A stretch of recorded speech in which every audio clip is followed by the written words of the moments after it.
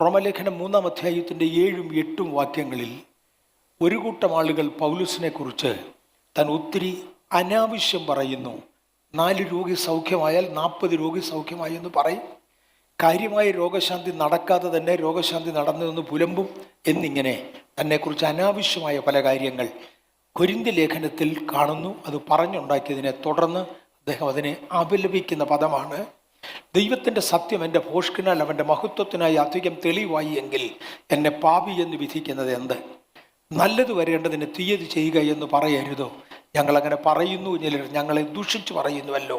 ഇവർക്ക് വരുന്ന ശിക്ഷാവിധി നീതിയുള്ളത് തന്നെ. ഇവിടെ നിരൂപണത്തിൻ്റെ 2 വശത്തോട്ട് പൗലോസ് പോവുക. ഞാൻ ആ ഭാഗം വിശദീകരിക്കത്തില്ല. ഈ കറക്ഷൻ കഴിഞ്ഞേച്ച് നേരെ ദൈവവചനത്തിലേക്ക് പോകാനാണ് ആഗ്രഹിക്കുന്നത്. സ്നാനം കഴിഞ്ഞ ആഴ്ച പറഞ്ഞുകൊണ്ടിരുന്നു. ഒരല്പം കൂടെ സ്നാനം നമ്മൾ തുടരും. തുടർന്ന് ഇന്നേക്ക് ആവശ്യമുള്ള തിരുവചന ഭാഗത്തൂടെ പോകും. കൊരിന്ത്യൻ സഭ പൗലോസിനാൽ സ്ഥാപിതമായ സഭയാണ്. അക്കാലങ്ങളിൽ ഉണ്ടായിരുന്നതിൽ സാമ്പത്തികമായും സാമൂഹികമായും ഉയർന്നു നിന്ന സഭയാണ്. പൗലോസിൻ്റെ വിദ്യാഭ്യാസത്തിൻ്റെ ഗൗരവത്തിലും ദൈവം തന്നെ ഏൽപ്പിച്ച ശക്തമായ ശുശ്രൂഷയുടെ ആഴത്തിലും നിന്നുകൊണ്ട് മറ്റാരുടെയും കയ്യിൽ നിന്ന് ചെലവിന് വാങ്ങാതെ സ്വന്തം ചെലവിൽ യുദ്ധസേവ ചെയ്തവനായ പൗലോസ് കൈകൊണ്ട് അധ്വാനിച്ച് കൊരിന്തിൽ ജോലി ചെയ്ത് ഒരു കൂട്ടം ആത്മാക്കളെ കർത്താവിന് വേണ്ടി നേടി. പൗലോസിന് എല്ലാ സമയത്തും അവിടെ നിൽക്കാനൊക്കത്തില്ല. അവിടെ നിന്ന് തൻ വെളിയിലേക്ക് മാറി. തൻ വെളിയിലേക്ക് മാറിയതോടെ ആ സഭയ്ക്കകത്തുള്ള സാമ്പത്തികം ചോർത്തുവാൻ ആഗ്രഹിക്കുന്നവർ പൗലോസിനെ സഭയിൽ നിന്ന് പുറത്താക്കിയ ശേഷം സഭാജനങ്ങളെ ആകർഷിക്കുവാൻ വേണ്ടി പൗലോസിന് വിരോധമായി ഒരുപാട് അവിഖ്യാതികൾ പറഞ്ഞുണ്ടാക്കി. 10-15 കൂട്ടം അവിഖ്യാതികൾ അവർ പറഞ്ഞുണ്ടാക്കി. പൗലോസ് ഇവരെ ശാസിക്കേണ്ടതിന് വേണ്ടി തിരിച്ച് കൊരിന്തിൽ വന്നു. ആ ഭാഗങ്ങൾക്കെല്ലാം തിരുവചനത്തിൽ സൂചനകളുണ്ട്. ഞാൻ ഇന്ന് അങ്ങോട്ടൊന്നും പോകുന്നില്ല. പൗലോസ് മറ്റുള്ളവരെ കൊരിന്തിൽ അയച്ചു. പക്ഷേ ഈ ഒരു വിഭാഗം പ്രബലമായി. അവർക്ക് വേണ്ടത് സഭയിൽ നിന്ന് കുറച്ചു പേരെ പിടിച്ചുകൊണ്ട് പോകണം. ആ കുറച്ചു പേരെ ഉപയോഗിച്ച് പൗലോസിനെ ടാർണിഷ് ചെയ്യണം. ഇതായിരുന്നു. അങ്ങനെ അവരുണ്ടാക്കിയ ഒന്നാണ് ഈ പൗലോസ് പറയുന്നതിലൊന്നും രോഗശാന്തി നടന്നിട്ടില്ല.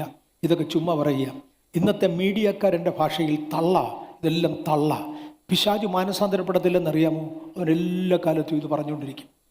ഈ തള്ള ഇന്നത്തെ കാലത്ത് പറയുന്നത് അന്നത്തെ കാലത്ത് ഫോഷ്ക എന്ന് പറഞ്ഞുകൊണ്ടിരുന്നത് ഒന്ന് അഡ്രസ്സ് ചെയ്യാൻ പൗലോസ് പറയുകയാണ്. ഫോഷ്ക അന്നങ്ങ് ഇരിക്കട്ടെ, അങ്ങനെ അങ്ങ് ഇരിക്കട്ടെ.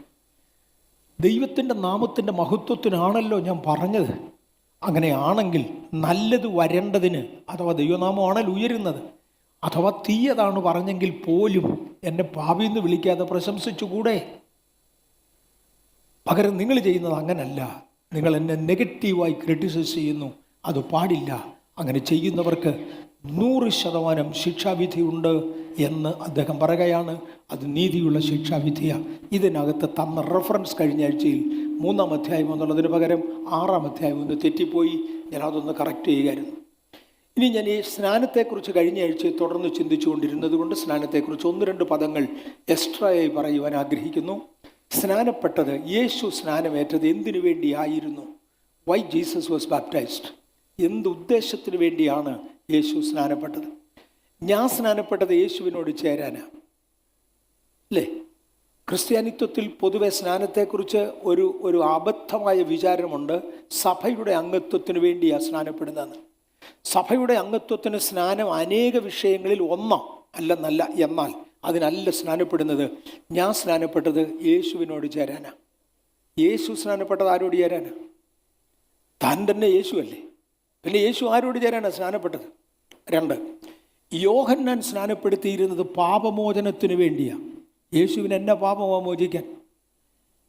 പാപമോചനത്തിന് വേണ്ടി എന്നൊരാശയം പറയുന്നെങ്കിൽ യേശുവിൻ്റെ കാര്യത്തിൽ അത് അസ്ഥാനത്താണ്. കാര്യം യേശുവിന് പാപമില്ല. 2, യേശുവിനോട് ചേരാനാണ് സ്നാനപ്പെട്ടതെന്ന് പറഞ്ഞാൽ അതും തികച്ചും അസ്ഥാനത്താണ്. യേശുവിന് എന്തിന് സ്നാനപ്പെട്ടു? യേശു സ്നാനപ്പെട്ടതിന് ഒരൊറ്റ ഉദ്ദേശമേ ഉള്ളൂ: എനിക്ക് നിങ്ങൾക്ക് മാതൃകയാകുവാൻ. ഇല്ലെങ്കിൽ നമുക്കൊരു മാതൃകയില്ലാതെ പോയേനെ. നമുക്കൊരു മാതൃകയാകേണ്ടതിന് യേശു സ്നാനപ്പെട്ടു. 1 പത്രോസ് 2:21 അതിനായിട്ടല്ലോ നിങ്ങളെ വിളിച്ചിരിക്കുന്നത്. ക്രിസ്തുവും നിങ്ങൾക്ക് വേണ്ടി കഷ്ടം അനുഭവിച്ചു. നിങ്ങൾക്ക് അവൻ്റെ കാൽച്ചുവടുകൾ പിന്തുടരുവാൻ ഒരു മാതൃക വെച്ചു പോയിരിക്കുന്നു. ഇന്ന് പകൽക്കാലം ക്രിസ്തുവിൻ്റെ മാതൃക അനുസരിക്കുന്നവർ സ്നാനപ്പെടുന്നത് നല്ലതാണ്. അടുത്തത്, യോഹന്നാൻ സ്നാനം നമുക്ക് മാതൃക. യോഹന്നാൻ്റെ സ്നാനം നമുക്ക് മാതൃക. തൻ്റെ സ്നാനം സ്വർഗത്തിൽ നിന്നായിരുന്നു. യോഹന്നാൻ സ്നാനപ്പെടുത്തിയത് നമുക്കൊരു മാതൃകയായിട്ടാണ്. നോ ഡൗട്ട് യേശുവിനെ സ്നാനപ്പെടുത്തിയത് നമുക്കൊരു മാതൃകയാണ്. പക്ഷെങ്കിൽ യേശുവിൻ്റെ സ്നാനം സത്യത്തിൽ യോഹന്നാനാൽ അല്ല. യോഹന്നാനാൽ സ്നാനം ഏറ്റു എന്നുള്ളത് സത്യം. അതെനിക്കൊരു മാതൃകയാകേണ്ടതിന് മാത്രം. യേശുവിൻ്റെ യഥാർത്ഥ സ്നാനം സ്വർഗത്തിൽ നിന്നായിരുന്നു.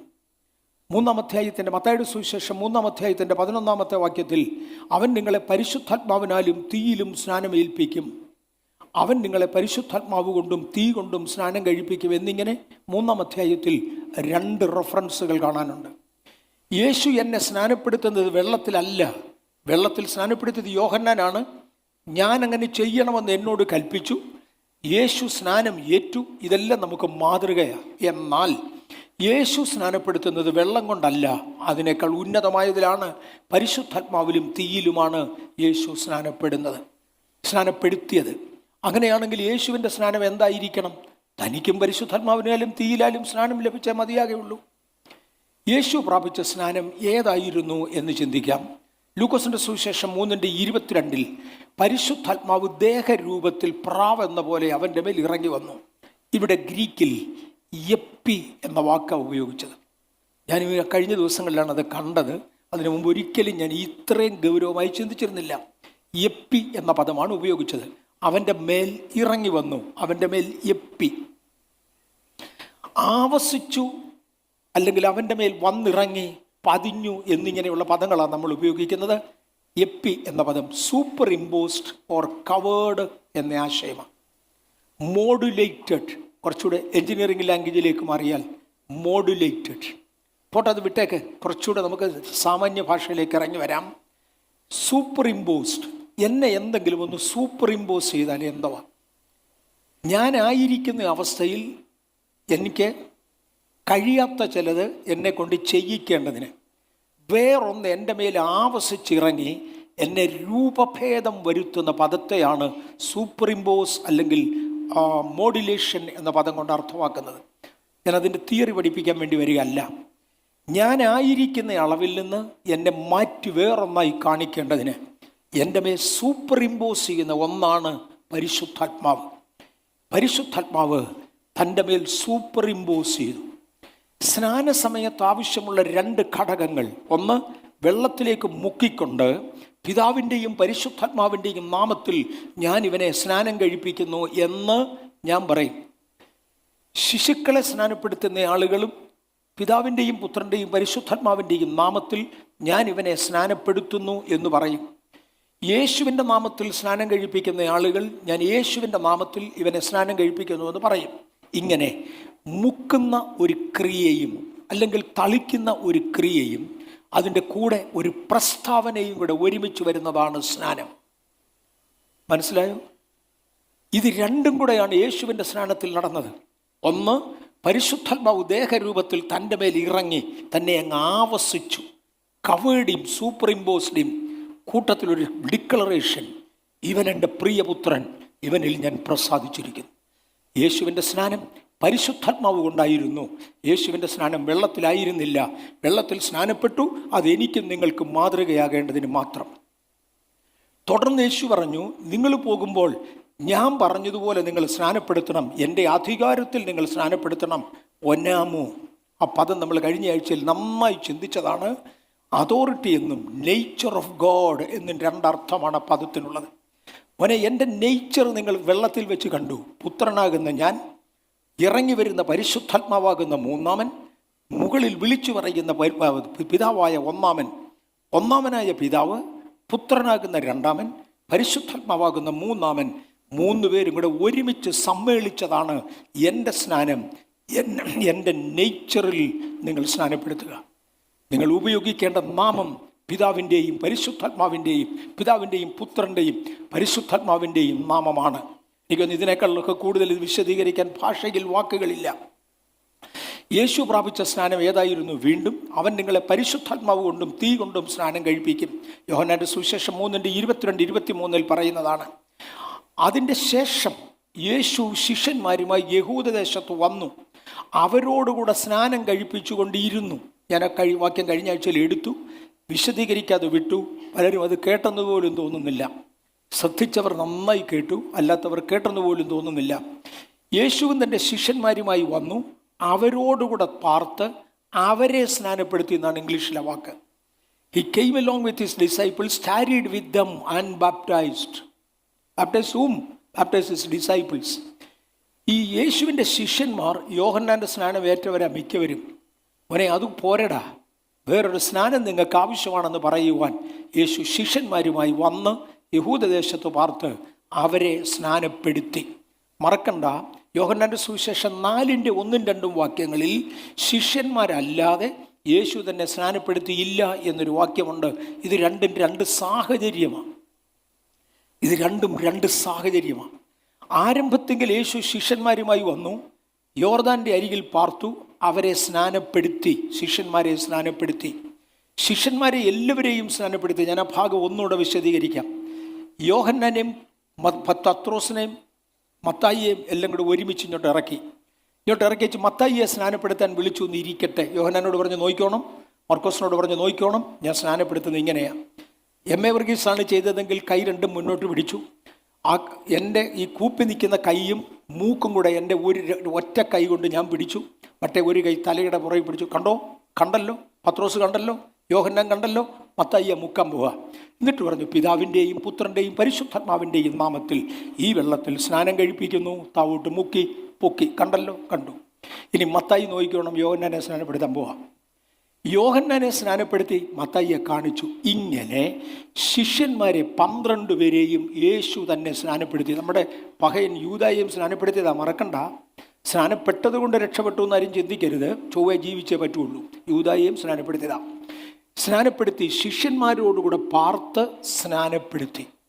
ഈ വിവരം പരീശന്മാരറിഞ്ഞു എന്ന് പറഞ്ഞാൽ, ഇവിടെ കണ്ടവൻ അങ്ങോട്ട് വിളിച്ചു പറഞ്ഞു, അതിനപ്പുറത്തോട്ട് വിളിച്ചു പറഞ്ഞു. അന്ന് ടെലിഫോൺ ഇല്ലാത്തത് കൊണ്ട് വിവരം പോകുന്നത് വളരെ സ്ലോയാ. നമ്മുടെ നുണയൻ ഇവിടുന്ന് ഓടി അപ്പുറത്ത് നിന്ന് നുണ പറഞ്ഞു, മറ്റേ നുണയൻ അപ്പുറത്ത് കേട്ട് അപ്പുറത്ത് പറഞ്ഞു. ഇതെല്ലാം കൂടെ പറഞ്ഞ് പരീശന്മാരുടെ അടുക്കൽ വരെ വിവരം എത്തുന്നെങ്കിൽ 1 മണിക്കൂറെങ്കിലും എടുത്തു കാണും, അല്ലെങ്കിൽ 1 ദിവസം എടുത്തു കാണും. പരീശനോടെന്ന് പറഞ്ഞു, യേശുവിനോട് പറഞ്ഞേക്കടാ ഞങ്ങൾ വിവരം അറിഞ്ഞെന്ന്. അതോ 1 നുണയൻ, 2 നുണയൻ, 3 നുണയൻ ഇങ്ങനെ നുണ പറഞ്ഞ് കൈമാറി യേശുവിൻ്റെ അടുക്കൽ വിവരം എത്തുവാൻ പല ദിവസങ്ങൾ എടുത്തു കാണും. അപ്പോഴത്തേക്ക് യേശു കരയ്ക്ക് കയറി. പിന്നെ ശിഷ്യന്മാരെ സ്നാനം തുടർന്നുള്ളൂ. ശിഷ്യന്മാരെ പഠിപ്പിച്ച ശേഷം യേശു വെള്ളത്തിൽ നിന്ന് കയറി താൻ കരയ്ക്ക് കയറി. തുടർന്ന് ശിഷ്യന്മാർ സ്നാനപ്പെടുത്തി. യേശു അന്തിമമായി പോകുന്ന സമയത്ത് ശിഷ്യന്മാരോട് പറഞ്ഞു, നിങ്ങൾ പുറപ്പെട്ട് പിതാവിൻ്റെയും പുത്രൻ്റെയും പരിശുദ്ധാത്മാവിൻ്റെയും നാമത്തിൽ സ്നാനം കഴിപ്പിച്ചോണം. ഞാൻ പറഞ്ഞതൊക്കെയും പ്രമാണിപ്പാൻ തക്കവണ്ണം ഉപദേശിച്ചുകൊണ്ട് സകല ജാതികളെയും ശിഷ്യരാക്കി കൊള്ളണം. അപ്പോൾ ശിഷ്യന്മാർ യേശുവിൻ്റെ മുഖത്തോട്ട് ഇങ്ങനെ നോക്കുകയായിരിക്കും. ഇത് കാനവച്ചൻ്റെ ഒരു എക്സാമ്പിളാണ്, അല്ലെ കാനവച്ചൻ്റെ ഒരു ഇല്ലസ്ട്രേഷനാണ്. ഞാൻ ആദ്യത്തെ ദിവസം ഇവിടെ പറഞ്ഞ 40 വർഷത്തിന് മുമ്പേ ആദ്യത്തെ ദിവസം ഇവിടെ പറഞ്ഞത് മുതൽ ഇതുവരെ ഞാൻ പറയാറുണ്ട്. കാനവച്ചൻ്റെ ഒരു എക്സ്പ്ലനേഷനാണ്. അപ്പോൾ ശിഷ്യന്മാർ യേശുവിൻ്റെ മുഖത്തോട്ട് ഇങ്ങനെ നോക്കുക, കർത്താവേ, ഇതുവരെ സ്നാനപ്പെടുത്തുമ്പോൾ അങ്ങായിരുന്നു കൊളക്കര നിന്ന് ഞങ്ങളുടെ സ്നാനം സൂപ്പർവൈസ് ചെയ്യുന്നത്. ഇനി ആരാ സൂപ്പർവൈസ് ചെയ്യുന്നത്? യേശു അതുകൊണ്ടാണ് അടുത്ത പദം പറഞ്ഞത്, ഞാനോ ലോകാവസാനത്തോളം എല്ലാ നാളും നിങ്ങളുടെ കൂടെ ഉണ്ട്. നിങ്ങൾ വെള്ളത്തിലോട്ട് ഇറങ്ങി സ്നാനപ്പെടുത്തുമ്പോൾ ഞാൻ കരയ്ക്ക് നിൽപ്പുണ്ട്. ഞാൻ സ്നാനപ്പെടുത്തുമ്പം ഭയങ്കര ഭയത്തോടെയാണ് സ്നാനപ്പെടുത്താറുള്ളത്. സ്നാനപ്പെടുത്തിപ്പെട്ടിച്ച് പിന്മാറിപ്പോയ പലരുണ്ട്. പക്ഷെങ്കിൽ പിന്മാറാൻ ഒരു സാധ്യതയെങ്കിലുമുള്ള ഒരു കേസിൽ ഞാൻ സ്നാനപ്പെടുത്തത്തില്ല. കാര്യം കരയ്ക്ക് സാക്ഷി നിൽക്കുന്നത് ദൈവത്തിൻ്റെ സാന്നിധ്യമാണ് കരയ്ക്ക് നിൽക്കുന്നത്. ഞാനോ ലോകാവസാനത്തോളം എല്ലാ നാളും നിങ്ങളുടെ കൂടെ ഉണ്ട്. ഇതേ സമയത്ത് യോഹന്നാൻ മര്യാദയ്ക്ക് സ്നാനം നിർത്തേണ്ടതായിരുന്നു, ആ പുള്ളി നിർത്തിയില്ല. യേശു യഹൂദദേശത്ത് സ്നാനം കഴിപ്പിക്കുമ്പോൾ യോഹന്നാൻ ഐനോനിൽ പോയി സ്നാനം കഴിപ്പിച്ചു. യേശുവിൻ്റെ തൊട്ടടുത്ത് വേണ്ട, ഇച്ചിരി ഒന്ന് മാറി നിന്നേക്കാം. യോഹന്നാനെ, അത് കാരണമാണ് അങ്ങേ അറസ്റ്റ് ചെയ്യേണ്ടതായി വന്നേ. മര്യാദയ്ക്ക് നിർത്തേണ്ടതായിരുന്നു. താങ്കൾ കൊടുത്തിരുന്ന കാലഹരണപ്പെട്ട സ്നാനം വീണ്ടും ആവർത്തിച്ച കാരണത്താലാണ് തന്നെ അറസ്റ്റ് ചെയ്യേണ്ടതായി വന്നത്. അതെല്ലാവർക്കും കൂടെ ശല്യമായി. താൻ കരയ്ക്ക് കയറേണ്ടതായിരുന്നു. യോഹന്നാൻ കയറിയില്ല. യോഹന്നാൻ ആ അംഗീകരിക്കപ്പെടാത്ത സ്നാനം വീണ്ടും തുടർന്നുകൊണ്ടിരുന്നു. വെള്ളത്താലും ആത്മാവിനാലും എന്ന പദത്തിലേക്ക് ഞാൻ ഒന്നുകൂടെ വരികയാണ്. യോഹന്നാന്റെ സുവിശേഷം 3:5 അതിന് യേശു ആമേനാമേൻ ഞാൻ നിന്നോട് പറയുന്നു, വെള്ളത്താലും ആത്മാവിനാലും ജനിച്ചില്ല എങ്കിൽ ദൈവരാജ്യത്തിൽ കടപ്പാൻ ആർക്കും കഴിയുകയില്ല. ഇവിടെ വെള്ളം എന്ന് പറയുന്നത് ദൈവവചനത്തെ ചിത്രീകരിക്കുന്ന പദമാണ്. ആന്നു നിശ്ചയമായി വന്നു. ഒന്നുകൂടെ ആവർത്തിക്കാം. വെള്ളത്താലും ആത്മാവിനാലും ജനിച്ചില്ല എങ്കിൽ ദൈവരാജ്യത്തിൽ കടപ്പാൻ ആർക്കും കഴിയുകയില്ല എന്നത് അവിടെ പ്രധാനമായും വചനത്തെ തന്നെ ഉദ്ദേശിക്കുന്ന പദമാണ്. പക്ഷെ എനിക്കൊരു തിരിച്ചൊരു ചോദ്യം. എന്നാൽ പിന്നെ വചനമെന്ന് നേരെ പറയാൻ എന്താ ഭാഷയിൽ വചനമെന്ന് പറയാൻ യേശുവിന് അറിയാമോ? അറിയാമായിരുന്നല്ലോ. പിന്നെ എന്തിനാ വെള്ളമെന്ന് പറഞ്ഞത്? മോനെ, വെള്ളത്തിന് ഏതാണ്ടൊരു സാധനം ഉണ്ടടാ, അതുകൊണ്ടാണ് ഈ ആശയം കിട്ടുന്നതെന്ന് എനിക്ക് തോന്നുന്നു. വെള്ളത്താലും ആത്മാവിനാലും ജനിച്ചില്ല എങ്കിൽ ദൈവരാജ്യം അവകാശമാക്കുവാൻ കഴിയുകയില്ല എന്ന് യേശു പറഞ്ഞ പദത്തിൽ വെള്ളമെന്നതിനെ വചനമെന്നാണ് ഉദ്ദേശിക്കുന്നത് പ്രധാനമായും. പക്ഷേ അങ്ങനെയാണെങ്കിൽ വചനമെന്ന് നേരെ എന്ന് പറയാൻ അറിയാവുന്ന യേശു എന്തിനാ വെള്ളമെന്ന് പറഞ്ഞത്? വെള്ളത്തിന് ഗൗരവമോ എന്തിനാ വെള്ളമെന്ന് പറഞ്ഞത്?